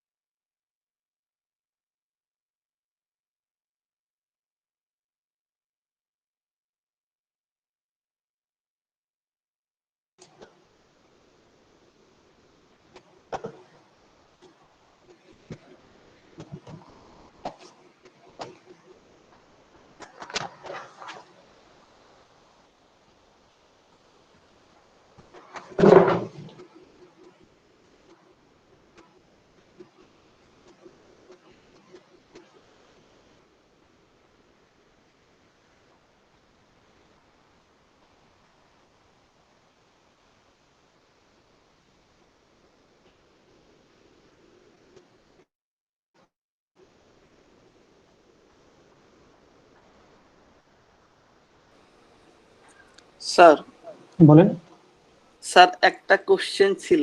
যদি যা যা আপনি পড়াইছি স্যার এখন পর্যন্ত এর মধ্যে হলে এখন, না হলে সব স্যার ক্লাসে পড়ে, কারণ আমার স্যার সিলেবাস। এখনই স্যার হ্যাঁ বলেন স্যার যা পড়াচ্ছেন এর ভিতর বলেন। স্যার আপনি একটু আগে ফিগার 1.28 এর 1.18 সলভ করাইলেন তাই তো? আমি জানি না স্যার নিজেও। আচ্ছা স্যার স্যার ওটার নিচে আরেকটা আছে আচ্ছা 1.19 সেটা যেটা একটা আছে সেটা আমি যেটা ফিগার আছে। করেনি সেটা থেকে থাকলে বলেন। আমি তো বলছি আমি যা করাচ্ছি, যা যা পড়াচ্ছি এর মধ্যে প্রবলেম থাকলে সেটা বল। প্র্যাকটিস আচ্ছা স্যার করার কাজ তোমার। স্যার ওখানে স্যার আপনি P5 এর উপর ডিপেন্ড করে বললেন যে এটা sir current control current source. Sir P1 কে আমরা কেন টার্গেট করলাম না? P1 তো স্যার একটা সার্কুলার ডিপেন্ডেন্ট ছিল, সোর্স ছিল। আমরা শুরু করি। আচ্ছা আপনার কোশ্চেনটা হচ্ছে, আমার আপাতত মনে হচ্ছে যে এখন এটা ডিসকাস না করলে সেটা আমরা পরে ডিসকাস করবো। আমাকে সিলেবাসটুকু আগাতে দেন স্যার। Okay sir. আমি আবারও বলতেছি যে কোশ্চেন যা করবা, যা যা হচ্ছে রিলেভেন্ট কিছু থাকবে বলো, সে বাকি সবকিছু আমরা পরে গিয়ে ডিসকাস করবো। ওকে, আমাদের নেক্সট ডিসকাশনের টপিক হচ্ছে চ্যাপ্টার 1, আমাদের শেষ। চ্যাপ্টার 1-এ যদি আমরা একটু রিভিউ যদি দেই যে এখান থেকে আমরা কি কি পড়ে আসলাম। ফার্স্ট অফ অল চ্যাপ্টার 1 থেকে আমরা দেখলাম যে current I equal to dq by dt. এই ফর্মুলা থেকে আমরা দেখলাম যে চার্জের উপরে current is the rate of flow of electrical charge. এবং এই ফর্মুলা থেকে আমরা দুই টাইপের ম্যাথ করছি। একটা হচ্ছে চার্জ দেয়া থাকলে কারেন্টের ভ্যালু ক্যালকুলেট করা ডিফারেন্সিয়েট করে, আর আরেকটা হচ্ছে কারেন্টের ভ্যালু দেয়া থাকলে কারেন্টকে ইন্টিগ্রেট করে চার্জের ভ্যালু ক্যালকুলেট করা। সো আমি এক্সাম্পল প্র্যাকটিস প্রবলেম কয়েকটা করালাম, তোমরা এক্সারসাইজে চলে যাবা। এক্সারসাইজে গিয়ে দেখবা যে কোন কোন এক্সারসাইজ সিম্পল, যে কারেন্টের মানে ইকুয়েশন, ধরো ইদার কিউ অথবা আই, ইকুয়েশন দেয়া আছে চার্জ অথবা কারেন্টের, সেখান থেকে অপোজিট টার্মটুকু ক্যালকুলেট করতে বসে এই টাইপ ম্যাথ গুলো করবা এক্সারসাইজ থেকে। এক্সারসাইজে অনেক কিছু আছে, যেমন ধরো হচ্ছে যে কিছু গ্রাফ আছে। আমি ক্লাসে গ্রাফ করিনি, সো এক্সামের জন্য গ্রাফ লাগবে না, ডিরেক্ট বলে দিচ্ছি। আমি ক্লাসে করাচ্ছি শুধুমাত্র ইকুয়েশন থেকে সলভ করা। সো তুমি এক্সারসাইজে গিয়ে যেখানে শুধুমাত্র ইকুয়েশন আছে শুধু ওগুলোকে টার্গেট করবা। এক্সাম্পল অবভিয়াসলি দেখবা, এখানে প্র্যাকটিস প্রবলেম গুলো খুব ভালো ভালো দেয়া আছে। আর আমি সলিউশনটুকু আজকে আপলোড করে দিব, সো তোমাদের জন্য সুবিধা হবে। ওকে, নেক্সট চ্যাপ্টার 1-এ আমরা হচ্ছে পাওয়ার ক্যালকুলেট করার কিছু করলাম। সো পাওয়ারের যে সার্কিট আমি করালাম একটু আগে, যেটা করলাম সেটা ছিল এক্সারসাইজের, আর লাস্ট ক্লাসে যেটা করছিলাম সেটা ছিল মানে প্র্যাকটিস প্রবলেম। তো এখানে একটা এক্সাম্পল আছে, এক্সাম্পলটা করে নিও। দেন হচ্ছে এক্সারসাইজে গেলে দেখতে পারবা যে আমি যেরকম সার্কিট করলাম এরকম বেশ কিছু সার্কিট আছে, এর মধ্যে থেকে নিজেদের জন্য যেটা কনভেনিয়েন্ট প্র্যাকটিসের জন্য দু একটা করে ফেলো। ওকে, তো আমাদের যদি এক্সামে কোশ্চেন কি রকম আসে, তাহলে ওই যে আগের মতোই আমি যেরকম ম্যাথ করাচ্ছি, দুই টাইপের ম্যাথ করালাম এখন পর্যন্ত। এক হচ্ছে কারেন্ট আর চার্জের ইকুয়েশনের ম্যাথ, আর নেক্সট হচ্ছে এই পাওয়ার ক্যালকুলেট করার ম্যাথ। তো এই টাইপের ম্যাথ গুলো, রিলেভেন্ট যে ম্যাথ গুলো আছে এক্সারসাইজ থেকে, আমার কাছে মনে হয় দেখলে খুব একটা প্রবলেম হওয়ার কথা না। আমি সলিউশন আপলোড করে দিব, বাট আবারও বলে দিচ্ছি যে এক্সারসাইজে অনেক কিছুই আছে যেটা আমরা করিনি, মানে আমি যে টাইপের ম্যাথ করাইনি সেই টাইপের ম্যাথ লাগবে না। লাইক ইলেকট্রিক বিলের ম্যাথ আছে, আমি ইলেকট্রিক বিলের ম্যাথ তো ক্লাসে করাইনি, সো ওটা লাগবে না। আমি যা করাচ্ছি শুধু এই ক্যাটাগরির ম্যাথ গুলো করলেই হয়ে যাবে। আচ্ছা, এখানে যে শুধু একটু আমি একটা কোশ্চেন জিজ্ঞেস করি, সেটা হচ্ছে যে তোমাদের ফিজিক্স কোর্সে এই ইলেকট্রিক্যাল সার্কিটের কি কি পড়ানো হয়েছে, একটু আমাকে বললে সুবিধা হয় আমার।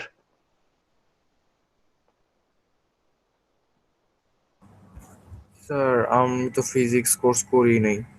আচ্ছা, যারা ফিজিক্স কোর্স করছো তাদের মধ্যে থেকে কেউ একজন যদি বলতে পারো যে ফিজিক্স কোর্সে কি কি পড়ানো হয় ইলেকট্রিক্যাল সার্কিটের। স্যার ফিজিক্স কোর্সে শুধুমাত্র ওয়েভ পর্যন্ত পড়ানো হয়েছে। ওয়েভ এন্ড অসিলেশন, ওই মানে তোমার ড্যাম্পিং। জি আচ্ছা, আন্ডার ড্যাম্পড ওভার ড্যাম্পড। আচ্ছা ঠিক আছে, আমরা তাহলে ধরে নিই যে ফিজিক্স কোর্সের সাথে আমাদের খুব একটা রিলেশন নেই। বাট ওহমস ল, এই ল এর নামটা আমাদের কাছে মনে হয় না অচেনা কিছু একটা। ওহমস ল এই নামটুকু আমাদের কাছে ম্যাক্সিমামের কাছে চেনা জানা, এটা আমাদের এসএসসি এইচএসসি তে বইতেও ছিল। এন্ড ওহমস ল থেকে আমরা যা পাই, একটা রেজিস্টর যাকে আর দ্বারা রিপ্রেজেন্ট করা হয়, এর অ্যাক্রসে ভোল্টেজ যদি হয় ভি, এন্ড এর পজিটিভ টার্মিনাল দিয়ে কারেন্ট নিলে সে কারেন্ট যদি হয় আই, তাহলে ওহমস ল থেকে আমরা জানি যে কারেন্ট আর ভোল্টেজের রিলেশনশিপ হচ্ছে V equal to I into R. Ohm's law mainly একটা রেজিস্টরের অ্যাক্রসে ভোল্টেজ এন্ড ওই রেজিস্টরের মধ্যে দিয়ে কি পরিমাণ কারেন্ট যাচ্ছে, এদের মধ্যে একটা রিলেশনশিপকে ডিফাইন করে দেয়। আমরা জানি যে ভোল্টেজ অ্যাপ্লাই করলে কারেন্ট পাওয়া যায়, কিন্তু সেই ভোল্টেজ আর কারেন্ট নিজেদের উপর কিভাবে ডিপেন্ড করে একটা রেজিস্টরের ক্ষেত্রে সেই জিনিসটা ওহমস ল থেকে বোঝা যায়, যে একটা রেজিস্টরের কারেন্ট আর ভোল্টেজের রিলেশনশিপ হচ্ছে V equal to I into R. তো আমরা এই ওহমস লটাকে একটু বোঝার ট্রাই করি, যে ওহমস ল এর মধ্যে মানে যা যা টার্ম আছে সে আমরা একটু একটু ট্রাই করি যে বোঝার জন্য যে ওহমস লতে যে টার্ম গুলো আছে তাদের মিনিং গুলো কি। সে ফর এক্সাম্পল ফার্স্টে যদি আমরা আসি হচ্ছে ভি, আমরা জানি ভি মানেই হচ্ছে ভোল্টেজ। তো আমি এখানে লিখে দিই ভোল্টেজ অ্যাক্রস আর। আই মানে হচ্ছে current through R, and finally যেখানে আর আছে, আর মানেই হচ্ছে রেজিস্টর।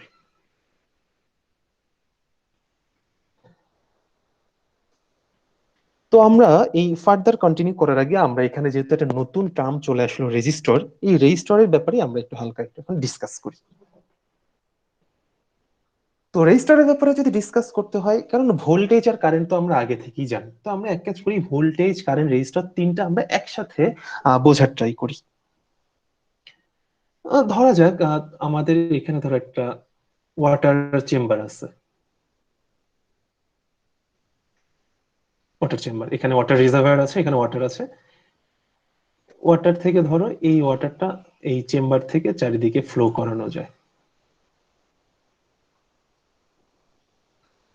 তাহলে আমরা যদি আবার যদি সেই কারেন্ট আর ভোল্টেজের আগের রিলেশনশিপটা যদি হালকা যদি একটু মনে মানে একটু কনসেপ্টটুকু যদি একটু রিকল করার ট্রাই করি, তাহলে হচ্ছে এই ওয়াটার রিজার্ভারের মধ্যে ওয়াটার পার্টিকেল আছে সেটা আমি জানি, কিন্তু এই ওয়াটার পার্টিকেলকে যদি এই এটা ধরো পাইপ, ধরো কথার কথা যে বাইরের যে এই যে পাথটা দেখা যাচ্ছে এটা হচ্ছে একটা পাইপ ধরো। তো এই ওয়াটারকে যদি আমি পাইপের মধ্যে যদি ফ্লো করাতে চাই, তাহলে ওয়াটারটা তো আর এই রিজার্ভার থেকে বা ওয়াটার চেম্বার থেকে পাইপের মধ্যে তো ওয়াটার তো আর এমনি এমনি তো আর যাবে না। অবভিয়াসলি তোমাকে কোনো প্রেসার অ্যাপ্লাই করতে হবে, তোমাকে কোনো ফোর্স দিতে হবে, লাইক তুমি এখানে হিটও দিতে পারো, বাট এখানে একটা খোঁজ কথা হচ্ছে এখানে একটা ভোল্টেজ অ্যাপ্লাই করতে হবে বা এখানে একটা এনার্জি অ্যাপ্লাই করতে হবে। আমি যদি এই ওয়াটারে যদি এই এখানে যে সারফেস চেম্বারের মধ্যে যে ওয়াটার আছে এখানে যদি কোনো এক্সটার্নাল ফোর্স বা কোনো এনার্জি এটাকে যদি এনার্জাইজড যদি না করি, তাহলে তো ওয়াটার তো নিজে দিক থেকে তো আর পাইপের মধ্যে ফ্লো করতে যাবে না। আমি যদি চেম্বার থেকে যদি পাইপের মধ্যে যদি ওয়াটারকে যদি ফ্লো করাতে চাই, তাহলে আমাকে যে এনার্জিটা অ্যাপ্লাই করতে হবে সেটাই হচ্ছে আর কি ভোল্টেজ ভি। এন্ড রেজাল্টেন্টে এর এর ইম্প্যাক্ট হিসেবে ইনফ্লুয়েন্স হিসাবে যে এই ওয়াটার পার্টিকেল যে এই পাইপের মধ্যে এই ভি অ্যাপ্লাই করার কারণে পাইপের মধ্যে দিয়ে যে ওয়াটার যে ফ্লো করবে, এই ফ্লোটাই হচ্ছে ফ্লো রেট, ফ্লো রেটটাই হচ্ছে কারেন্ট। এই ফ্লো রেটটাই হচ্ছে কারেন্ট। আমরা জানি rate of flow of charge, সেই ফ্লো রেটটাই হচ্ছে অ্যানালগাস টু কারেন্ট, যেটা আমরা আগের কনসেপ্ট থেকেই জানি। তাহলে ঠিক আছে, তাহলে আমি এখন তাহলে নতুন যে টার্মটা আছে রেজিস্টর, এটাকে একটু এক্সপ্লেইন করার ট্রাই করি। তো রেজিস্টরকে যদি এক্সপ্লেইন করতে হয় আমরা অনেক টাইপের এক্সাম্পলই ধরবো। রেজিস্টরকে যদি এক্সপ্লেইন করতে হয় তাহলে ধরা যাক যে আমার এখানে এই যেই পাথ দিয়ে কারেন্টটুকু সরি যেই পাথ দিয়ে ওয়াটার ফ্লো করছিল, ধরো কোনো কারণে এই পাইপটাকে একটা জায়গায় ধরো আমি একটু কম্প্রেস করে একটু চিকন বানাই দিলাম। ধরো যে আমি ইচ্ছে করে এক্সটার্নাল কোনো একটা ফোর্সে, সেটা ন্যাচারাল কারণেই হোক বা তোমার হচ্ছে হিউম্যান রিজনেই যদি হোক, যে কারণে তার মানে ইন্টেনশনালি আর ইন্টেনশনালি যেভাবেই হোক না কেন, ধরো কোনো এক কারণে পাইপের কোনো একটা জায়গা এই ধরো একটু হালকা চিকন হয়ে গেল, তাহলে চিন্তা ভাবনা করে দেখি যে আগে এই এই জায়গাটায় আসার আগে পর্যন্ত ওয়াটার পার্টিকেল কোনো ধরনের কোনো বাধা, কোনো রিল্যাক্ট্যান্ট, কোনো ব্যাকওয়ার্ড বা ধরো কোনো মানে এর বাধাই বলা যেতে পারে, কোনো হচ্ছে যে রিল্যাক্ট্যান্ট ছাড়াই এ পর্যন্ত আসলো। বাট আসার পরে এখানে যখন এই সার্ফেসের ভিতর দিয়ে যখন ওয়াটার পার্টিকেল গুলো যখন যেতে চাপে, তারা কিন্তু একটা নতুন কিন্তু একটা মানে একটা রেজিস্টিভ ফোর্স তারা ফেস করবে। কারণটা হচ্ছে কি আগের সার্ফেসের এরিয়াটা ছিল অনেক বড়, বাট এখন যে পাথটা সেই পাথটা এখন কম্প্রেসড হয়ে আসছে। আর পাথ যদি কম্প্রেসড হয়ে যায় তাহলে ওয়াটারের এই পাথের মধ্যে যেতে তো একটু পেইন হয়ে যাবে। মানে সহজ ব্যাপার হচ্ছে এই পাথটা এখন এমন হয়ে গেল যে ওয়াটার ফ্লোকে সে রেজিস্ট করতে চাচ্ছে, মানে আগে যে পরিমাণ ওয়াটার ফ্লো করতেছিল এখন সে সেই পরিমাণ ওয়াটার ফ্লো করতে দিচ্ছে না, সে এখন কম পরিমাণ ওয়াটার ফ্লো করতে দিচ্ছে, সে ওয়াটার ফ্লোকে রেজিস্ট করতেছে। এই জিনিসটাই হচ্ছে মেইনলি হচ্ছে অ্যানালগাস টু হচ্ছে রেজিস্টর। সো বলা যেতে পারে যে ইলেকট্রিক চার্জের ফ্লোকে যে বাধা দেয় সে হচ্ছে রেজিস্টর। ধরো আমরা যদি এক্সাম্পল চিন্তা ভাবনা করি, ধরো যে আজকে আমার এখানেই রংপুরে বেশ বৃষ্টি হচ্ছে, সরি একটু একটু জাস্ট একটু কয়েক সেকেন্ড আমি নিচ্ছি দাদা।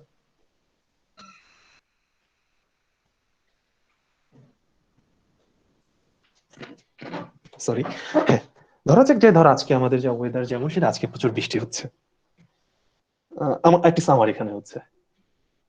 তো ধরার কথার কথা, সকালবেলা তুমি ঘুম থেকে উঠলা, আমাদের এখন মানে অনলাইন ক্লাসের দিকে আমরা ধরো এখনো আসিনি, আমাদের এখনো আগের মতোই অফলাইন ক্লাস হচ্ছে, মানে তোমাকে ভার্সিটিতে গিয়ে ক্লাস করতে হবে। তো তুমি সকালে ঘুম থেকে উঠলা, ঘুম থেকে উঠে তোমার কাজ হচ্ছে এখন ভার্সিটিতে যাওয়া।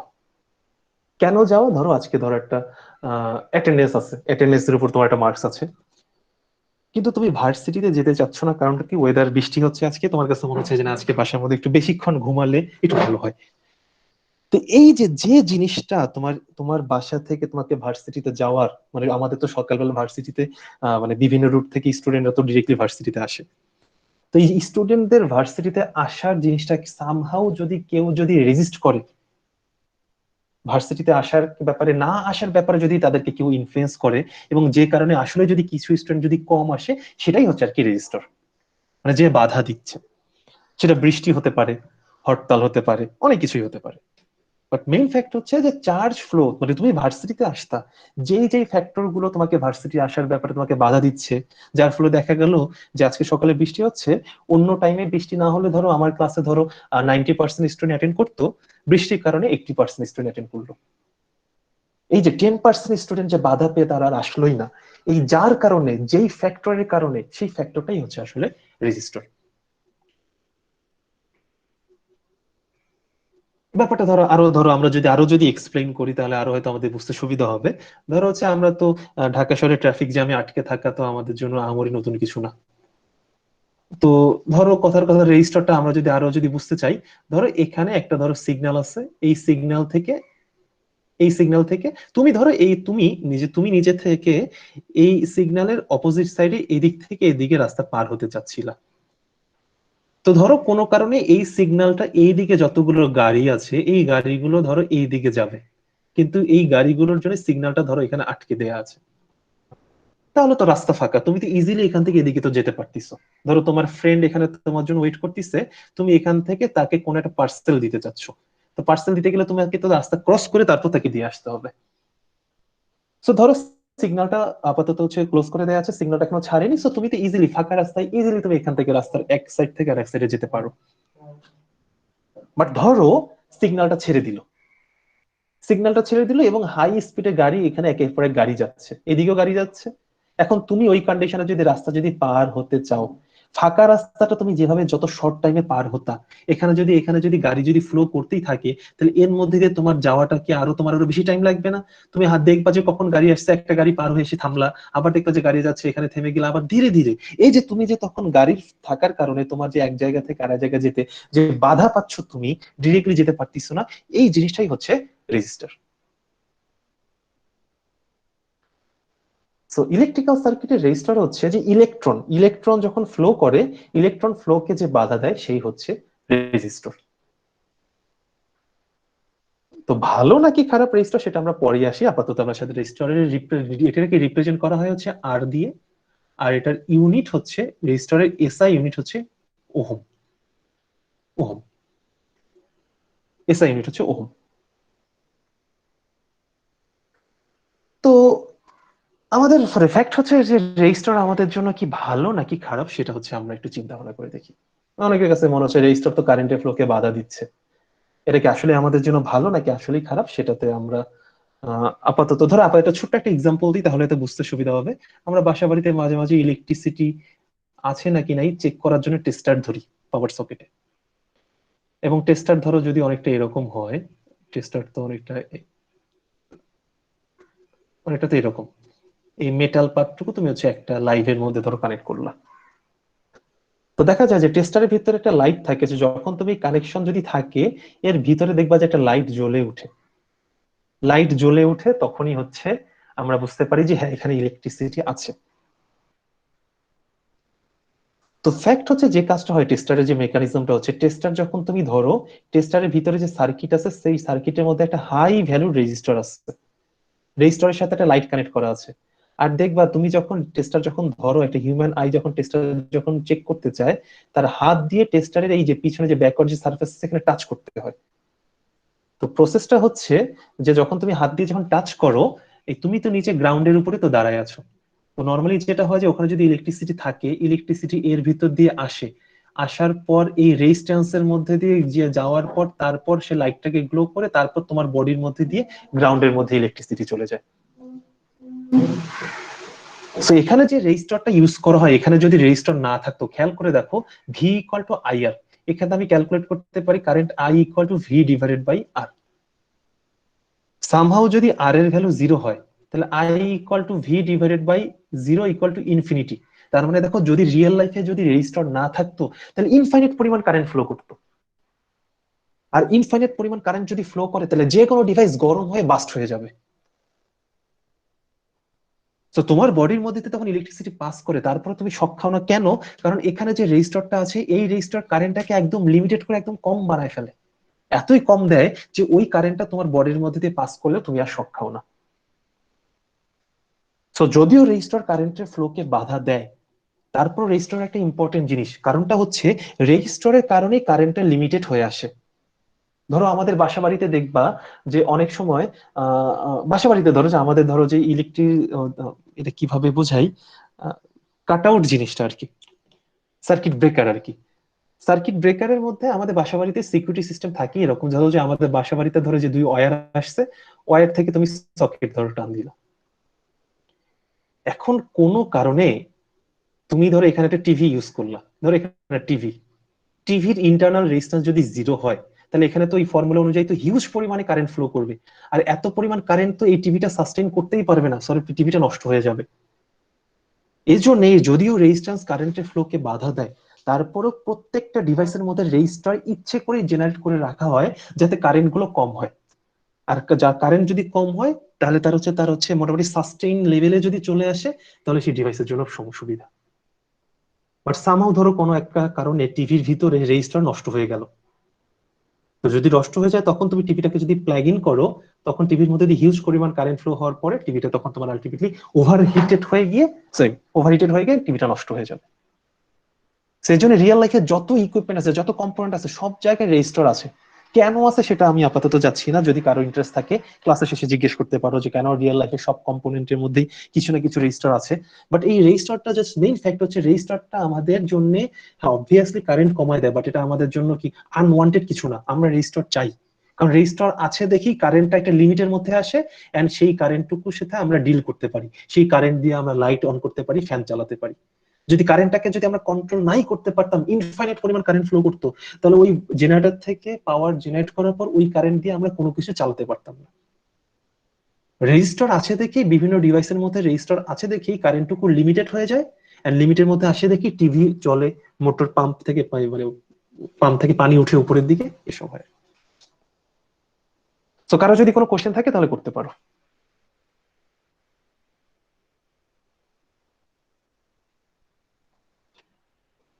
সো হোপফুলি যদি কোশ্চেন, হ্যাঁ বল।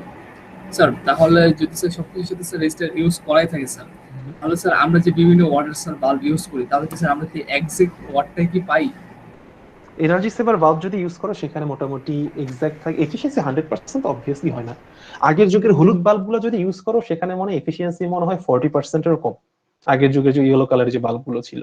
বাট এখন যে এনার্জি সেভার যে বাল্বগুলো আছে এখানে তো এসি থেকে ডিসি তে কনভার্ট করে, সেখানে মোটামুটি তোমার হচ্ছে 60 থেকে 70% এফিসিয়েন্সি পাওয়া যায়। আগেরগুলো তো মনে হয় 20-30% আসতো না, মানে 100 ওয়াট লেখা থাকতো, 100 ওয়াটে জ্বলতো, কিন্তু 100 ওয়াটে জ্বলার জন্য ধরো সে নিত হচ্ছে 25 ওয়াট, সেখান থেকে তোমাকে 10 ওয়াটের আউটপুট দিতে, এরকম। তুমি 100% এফিসিয়েন্সি কোনো ডিভাইসই পাও না। রেজিস্টার থাকার কারণে তুমি কোনো ডিভাইস থেকে যে পরিমাণ পাওয়ার দিচ্ছ ইকুইভ্যালেন্ট, মানে ওই পাওয়ারের ইকুইভ্যালেন্ট আউটপুট কখনোই পাও না এই রেজিস্টারের কারণে। আরো আছে, ক্যাপাসিটর আছে, ইন্ডাক্টর আছে। আচ্ছা আমরা তাহলে এখানে একটু কন্টিনিউ করি, আমি একটু পরে যদি কোশ্চেন থাকে একটু পরে করবি, জাস্ট একটা ফর্মুলা লিখে আমরা পাওয়ারের একটা নতুন ফর্মুলা লিখি। আমরা আগে থেকে জানি যে power P is equal to V into I. So V এর যে নতুন একটা আমি ফর্মুলা পেলাম রেজিস্টরের জন্য, ওই ফর্মুলাটা যদি এখানে বসায় দিই তাহলে আসে ভি স্কয়ার বাই সরি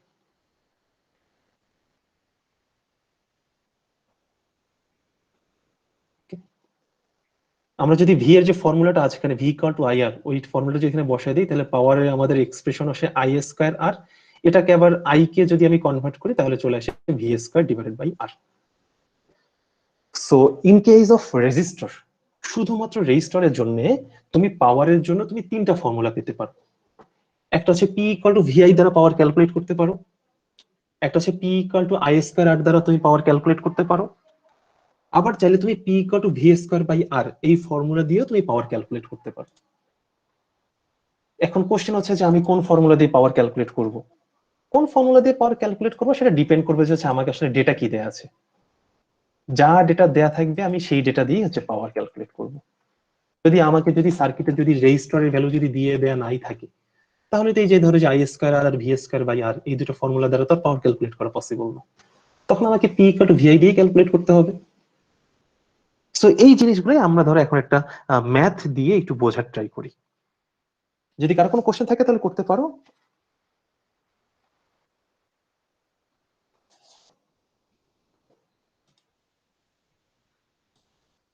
একদমই সিম্পল জিনিস, আমি ইচ্ছে করে শুরুর দিকের জিনিস দেখে একটু কনসেপ্ট বেশি দিয়ে দিয়ে যাওয়ার ট্রাই করতেছি।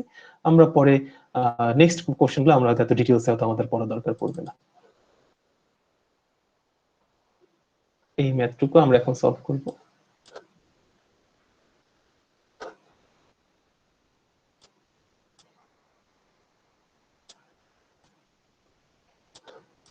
এই যে কোশ্চেনটুকু দেয়া আছে, এই কোশ্চেনটুকু হচ্ছে আমাদের এই রেফারেন্স বুক আলেকজান্ডার সাদিকির বইয়ের প্র্যাকটিস প্রবলেম। এটা হচ্ছে প্র্যাকটিস প্রবলেম, মোস্ট প্রবাবলি হচ্ছে 2.3, প্র্যাকটিস প্রবলেম 2.3। আবারও বলতেছি যে বই যদি কেউ ওপেন করো, বই ওপেন করলেই দেখবা যে বইয়ের মধ্যে এক্সাম্পলের পরপরই কিছু প্র্যাকটিস প্রবলেম দেয়া আছে। সেটা হচ্ছে প্র্যাকটিস প্রবলেম, এবং প্র্যাকটিস প্রবলেমগুলো সলভ করে দেয়া নাই, আনসার দেয়া আছে কিন্তু সলভ করে দেয়া নাই। এটা হচ্ছে আমাদের রেফারেন্স বইয়ের প্র্যাকটিস প্রবলেম 2.3। তো এই ম্যাথটা আমরা সলভ করি। আমাদের কনসেপ্ট হচ্ছে আমরা ওহমস ল থেকে একটু আগে যা জানি সেটা হচ্ছে V equal to I R, এই জিনিসটা আমরা জানি, আর power P equal to VI, আবার power P equal to V square by R, আবার power P equal to I square into R, এগুলো আমরা জানি। তো এই কনসেপ্ট গুলো যা বললাম তার উপর বেস করে আমরা এখন এই ম্যাথটা সলভ করার ট্রাই করি। তো ম্যাথটা আমরা পড়ে দেখি। আর রেজিস্টর, মানে দেখো এখানে একটা রেজিস্টর চলে আসছে, যে বলে দেয়া আছে একটা রেজিস্টর, রেজিস্টরকে আর দ্বারা রিপ্রেজেন্ট করা হয়। absorbs an instantaneous power of 30 cos square t milliwatt। তার মানে আমাকে এখানে যেটা দেয়া আছে, একটা রেজিস্টর আছে, যে রেজিস্টরটা একটা পাওয়ার অ্যাবজর্ব করে, এন্ড সেই পাওয়ারের অ্যামাউন্ট দেয়া আছে আমাকে 30 cos square t milliwatt। রেজিস্টরটা যে পরিমাণ পাওয়ার অ্যাবজর্ব করে সেই অ্যামাউন্টটুকু দেয়া আছে, দেখো যে পাওয়ার দেয়া আছে। ওকে, তো ধরা যাক সেই রেজিস্টরটা হচ্ছে, আমি একটু সার্কিটটা একটু পাশে একটু একটা রেজিস্টর ড্র করি, তাহলে হয়তো আমাদের বুঝতে সুবিধা হবে।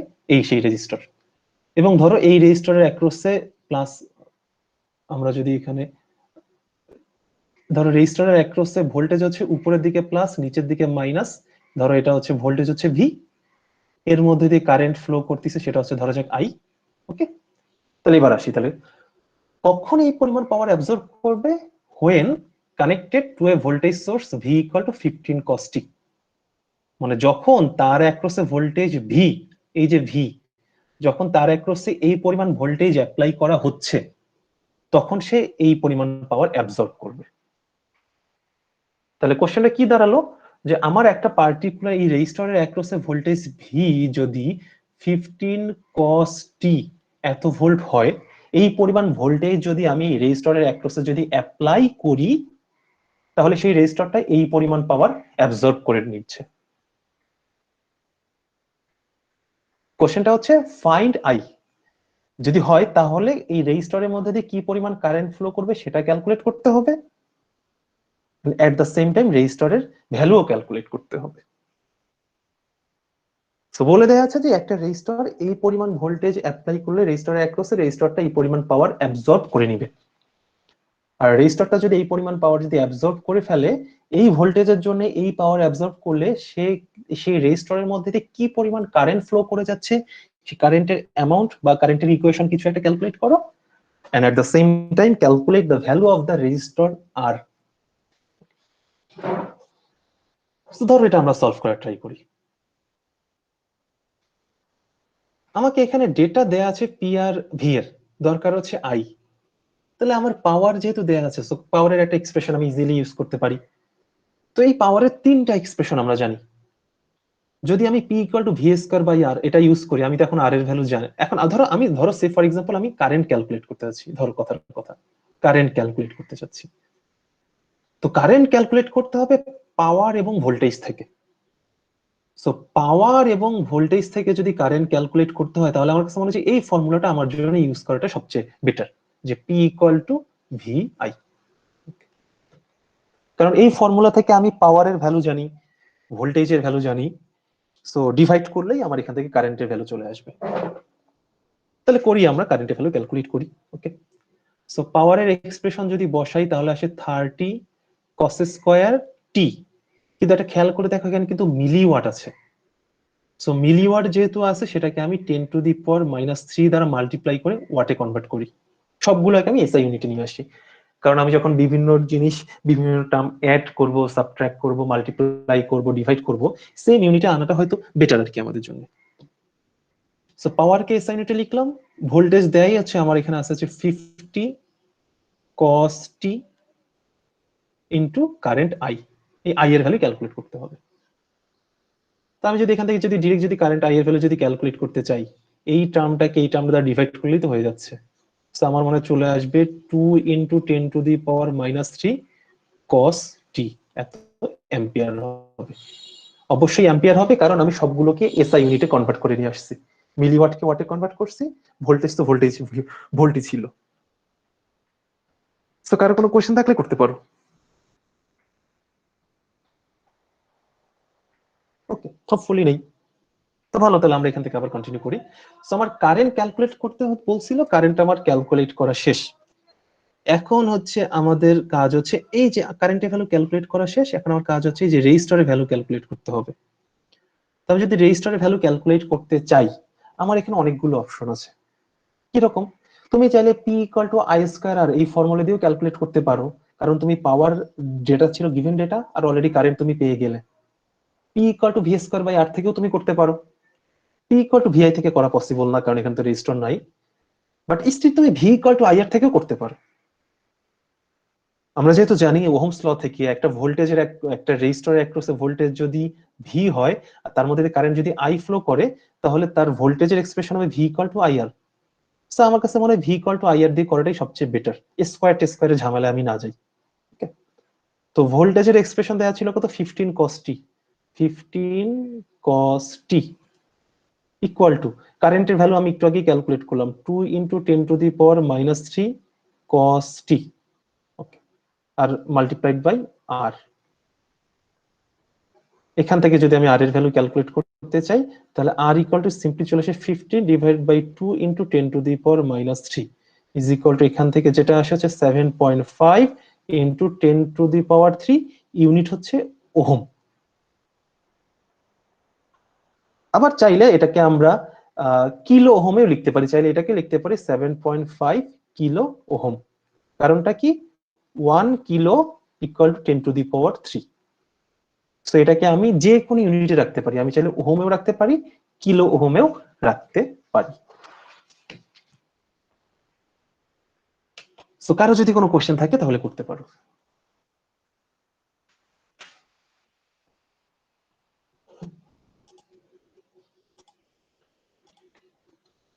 সিম্পল জিনিস। তাহলে আমরা এক কাজ করি, আমরা এতক্ষণ পর্যন্ত যা যা পড়লাম আমাদের বইয়ের সফট কপি আছে, এই সফট কপিটা ওপেন করে আমরা একটু নিজেরা দেখি যে কোন কোন জিনিসগুলো চাইলে আমরা করতে পারি। আমি একটু তোমাদেরকে বলে দিচ্ছি, এক্সাক্ট বলতেছি না, বাট তোমাদেরকে বলে দিচ্ছি যে আমরা কিভাবে ম্যাথগুলো করব। ম্যাথগুলো কিভাবে করব সেটা ধরো হচ্ছে আমরা আমাদের এই টেক্সট বুকের পিডিএফ টুক ওপেন করি, তাহলে সেখান থেকে তো আমাদের বুঝতে সুবিধা হবে। সরি, এখান থেকে একটু টাইম দাও।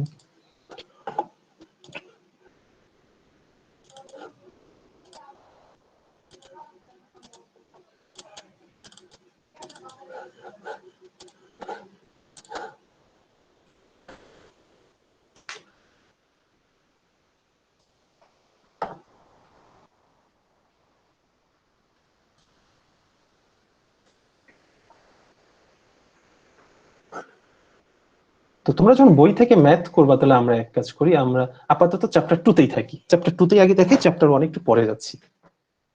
তো ধরো চ্যাপ্টারে যে 2.2 আমি যেটা বলছিলাম হচ্ছে আমাদের হচ্ছে ওহমস ল আছে হচ্ছে আর্টিকেল 2.2 তে, ওহমস ল আছে আর্টিকেল 2.2 তে, এখানে ওহমস ল দেয়া আছে।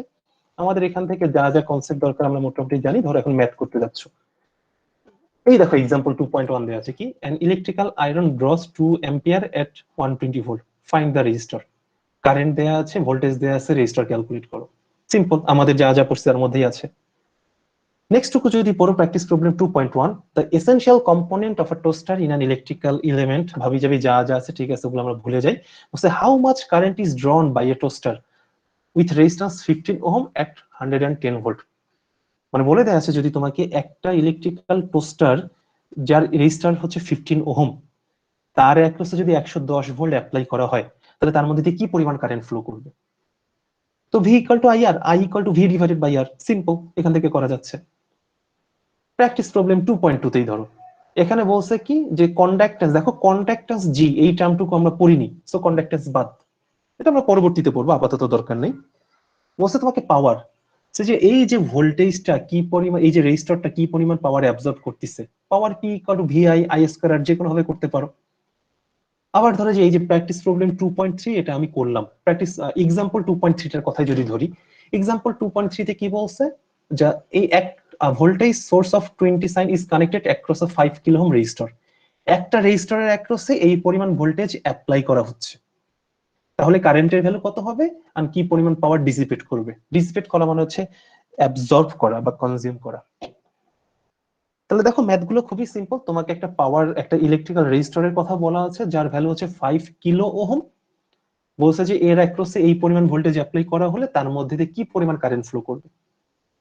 তো V equal to I into R, I equal to V divided by R, আর power P equal to VI দিয়ে করতে পারো, আই স্কয়ার আর দ্বারা করতে পারো, ভি স্কয়ার বাই আর দ্বারা করতে পারো, যেটা দিয়ে করো তোমার ইচ্ছা।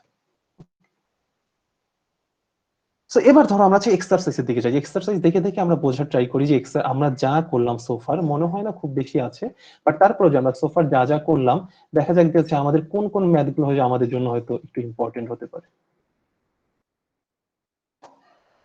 এই দেখো যে এখানে দেখো প্রবলেম সেকশন এক্সারসাইজে আমরা আসলাম।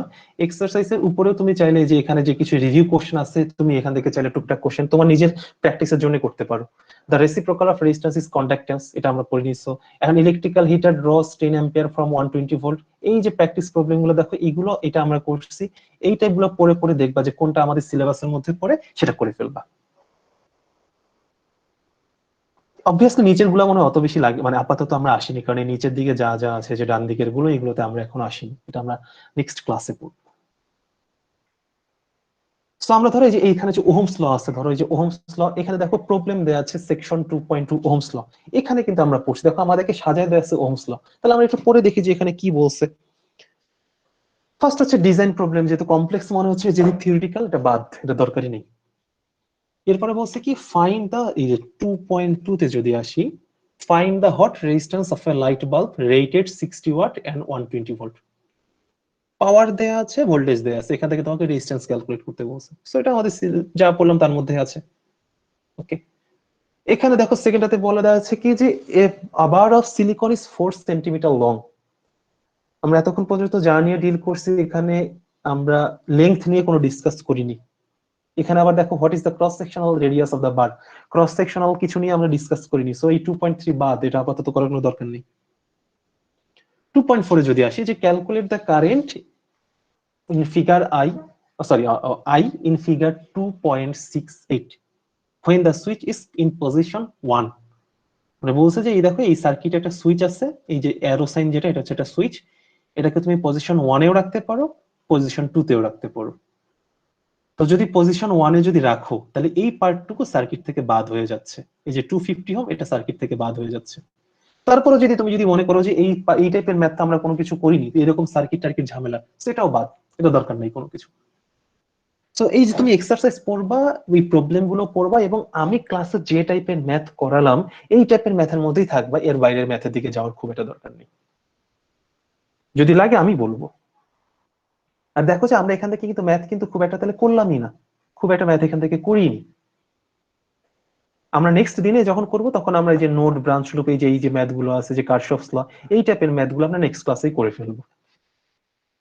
এখন ধরো আমরা সেই চ্যাপ্টার 1-এ আমি যা যা পড়ালাম, মানে যা যা পড়া লাস্ট ক্লাসে তো শেষ হয়ে গেছে অলরেডি আজকেই।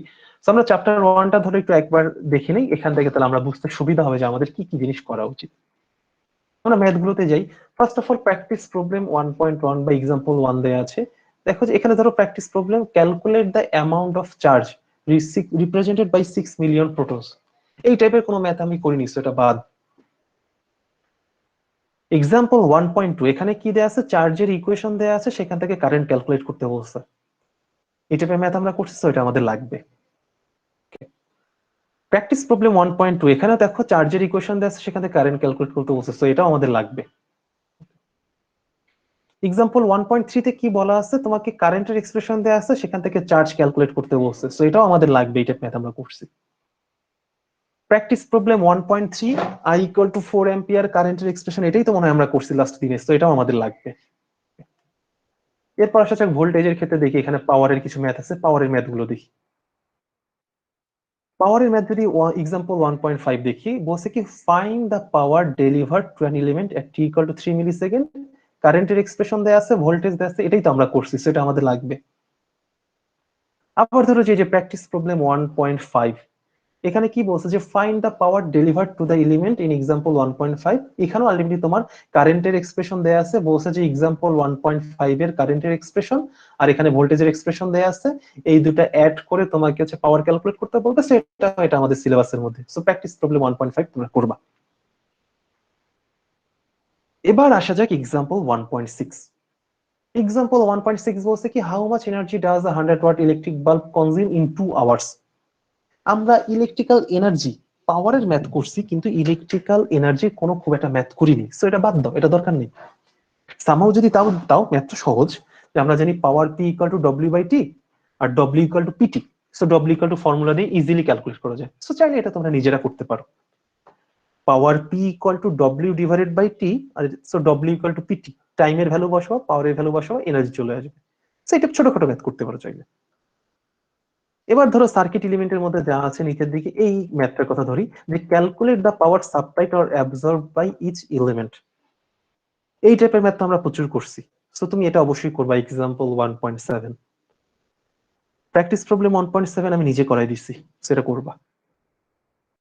বাকি যা আছে এগুলোতে আমরা কিছু করিনি, সো এগুলো লাগবে না। যে ইলেকট্রিক বিল আমি করাইনি, ইলেকট্রিক বিল করা লাগবে না, সেটা বাদ। এবার আসা যাক হচ্ছে নিচের দিকে, আমরা এবার একটু এই রিভিউ কোশ্চেন গুলোতে ছোটখাটো কোশ্চেন, তো এটা হচ্ছে বেসিক কনসেপ্ট বিল্ড আপ করার জন্য বেশি বেটার এগুলো। এখন এক কাজ করে আমরা হচ্ছে প্রবলেমসে আসি। প্রবলেমসে ধরো এই যে ডিরেক্ট আমি 1.2 তেই চলে যাই। দেখো 1.2 তে চার্জের এক্সপ্রেশন থেকে কারেন্ট ক্যালকুলেট করতে বলছে, এই টাইপই তো আমরা করছি, সো এটা তুমি করবা। আবার 1.3 তে দেখো কারেন্টের এক্সপ্রেশন থেকে চার্জ ক্যালকুলেট করতে বলছে, সো এটাও তুমি করবা। এখান থেকে আমি এটা করে দিব এখন। তারপর দেখো যেখানে গ্রাফ আছে, গ্রাফ তো আমি করাইনি, সো গ্রাফ লাগবে না, বাট। সো এরপর ধরে আমরা যদি নিচের দিকে যদি নামি, তাহলে হচ্ছে এখানে ভোল্টেজ দেয়া আছে, কারেন্ট দেয়া আছে। এই দেখো যে 1.14 ভোল্টেজ দেয়া আছে, কারেন্ট দেয়া আছে, সেখান থেকে টোটাল চার্জ ক্যালকুলেট করতে বলছে, এটা করবা। কারেন্ট থেকে চার্জ পাওয়া তো ফ্যাক্ট না। আবার ধরো পাওয়ার ক্যালকুলেট করতে বলছে, সো এটা করবা। তারপর হচ্ছে 1.13 করবা, এটা আমাদের মানে কাছাকাছি আর কি আছে। তারপর হচ্ছে এই যে এখানে পরে দেখো যেগুলো আছে, ওই 1.15 এটাও তুমি চাইলে করতে পারো। এই যেগুলো গ্রাফ আছে এগুলো একটাও লাগবে না। এবার এটাতে আসি 1.18, এটাই আজকে আমি করালাম। এরপর হচ্ছে 1.19, এটা তোমরা নিজেরা করে নিবা, কারণ দেখো এর মধ্যে দেখো এই ব্রাঞ্চের এখানে আপাতত এটা হচ্ছে একটু কমপ্লেক্স ম্যাথ। এটা আমার কাছে মনে হয় যে চিন্তা ভাবনা করলে পারা উচিত, কারণ খেয়াল করে দেখো যে আমি তো সলিউশন তো আপলোড করবোই, তুমি যদি নিজে নিজে যদি করতে চাও তাহলে দেখো যে আগে আমরা যত টাইপের ম্যাথ করলাম, এই যে আগের ম্যাথটাই যদি ধরি, এখানে দেখো সবগুলোতে কারেন্টের ভ্যালু দেয়া ছিল, ভোল্টেজের ভ্যালু দেয়া ছিল, ডিরেক্টলি তোমার কাজ ছিল হচ্ছে কারেন্ট আর ভোল্টেজ থেকে পাওয়ার ক্যালকুলেট করা। এখানে দেখো কোশ্চেনটা কিন্তু একটু ডিফারেন্ট, এখানে বলছে যে find the value of I, কারেন্টের ভ্যালু ক্যালকুলেট করতে বলছে। আমি একটু হিন্টস দিচ্ছি, তোমরা চাইলে নিজেরা করতে পারো। Summation of P equal two 0 দিয়ে এই ম্যাথটা করা যায়। তুমি যখন এই দুটো এলিমেন্টের পাওয়ার ক্যালকুলেট করবা, এটা হবে 3 ইন্টু আই আর এটা হবে 6 ইন্টু আই। তোমার তো আই এর ভ্যালু ক্যালকুলেট করতে হবে, সো তুমি summation of P equal two 0 ধরলেই এখানে তোমার আই এর ভ্যালু পাওয়া যাবে। তারপরে যে এই ম্যাথটা এখানেও তুমি ইজিলি করতে পারো। এই যে এখানে তোমাকে ধরো ভি নট এর ভ্যালু ক্যালকুলেট করতে বলছে, ভি নট বাদে বাকি সব জায়গার পাওয়ার দেয়া আছে, শুধু তুমি মাত্র ভি নট জানো না। So summation of P equal two যদি 0 ধরো তাহলে তুমি এখান থেকে ইজিলি পেয়ে যাবে, মানে করতে পারো। এই টাইপের ম্যাথে ধরে একটা করলে আমার কাছে মনে হয় ইনাফ। আমি কোশ্চেন করলে এই টাইপের এত টাফ দিকে হয়তো যাবো না, বাট আমি বললাম যে স্টিল চাইলে করতে পারো। সেভাবে তুমি কোশ্চেন পড়বা, কোশ্চেন পড়ে পড়ে পড়ে তারপর তুমি সলভ করবা। এন্ড একটা রিকোয়েস্ট থাকবে সবার প্রতি, আজকে ক্লাস আমি এর বেশি আর কিছু নিচ্ছি না। একটা রিকোয়েস্ট থাকবে, সেটা হচ্ছে যদি তুমি আর কোনো প্রবলেম করো বা না করো, এক্সারসাইজের 1.3 এর এই যে এ নাম্বার আছে এটা কষ্ট করে একটু সলভ করবা। পারো না পারো ট্রাই করবা। আবারও বলে দিচ্ছি, এক্সারসাইজের সেকশন 1.33 চার্জ এন্ড কারেন্ট, এখানে এই যে কোশ্চেন যে 1.3 আছে, 1.3 এর মধ্যে যে এ নাম্বার যে কোশ্চেনটা আছে, 1.3 এর এ নাম্বার কোশ্চেনটা তুমি নিজে নিজে সলভ করার ট্রাই করবা যতটুকুই পারো। আমি আবারও, যেহেতু হতেই এটা না পাওয়ার চান্স বেশি, বা যদি ম্যাথমেটিক্সে ভালো হতো অবভিয়াসলি পারবা, বাট এই জিনিসটা তোমরা অ্যাটলিস্ট নিজের একটু কষ্ট করে ট্রাই করো। আমি নেক্সট ক্লাসে এটা তোমাদেরকে একটা সলভ করে দিব, কারণ এখানে একটা নতুন কনসেপ্ট চলে আসবে। তো রিকোয়েস্ট হচ্ছে তোমরা এটা ট্রাই করবা, পারো বা না পারো ট্রাই করবা। হ্যাঁ বলেন স্যার। স্যার আমাদের তো সিটি সিলেবাস হচ্ছে 2 থেকে 5। সিটি সিলেবাস বাদ দেন, আমি যা দেখাচ্ছি এর মধ্যে কোনো প্রবলেম থাকলে সেটা বলেন। না সিলেবাস সেটা পরে ব্যাপার। হ্যাঁ তাহলে সেটা পরে ডিসকাশন। আবারও বলতেছি যে আমি যখন যা দেখাচ্ছি এর মধ্যে কোশ্চেন করো, ইররিলেভেন্ট যদি কিছু সেটা আমরা পরের দিকে গিয়ে ডিসকাস করব। তো আমি আবারও বলে দিচ্ছি যে এই যে 1.3 এর মধ্যে যে এ নাম্বার যেটা আছে, কারেন্ট থেকে চার্জ ক্যালকুলেট করতে হবে, এ নাম্বার, শুধুমাত্র এ নাম্বারটা তোমরা কষ্ট করে কাইন্ডলি নেক্সট ক্লাসে আসার আগে একটু যতটা পারো, না পারাই স্বাভাবিক আগেই বলে দিচ্ছি, বাট ট্রাই করো, কারণ ওখান থেকে আমি একটা নতুন কনসেপ্ট শেখাতে পারবো হোপফুলি। তো এখন যদি আজকে ক্লাস নিয়ে যদি কারো কোনো কোশ্চেন থাকে তাহলে এখন করতে পারো, আর ক্লাস নিয়ে যদি কারো কোনো কোশ্চেন না থাকে, অন্য কোনো কোশ্চেন থাকে সেটা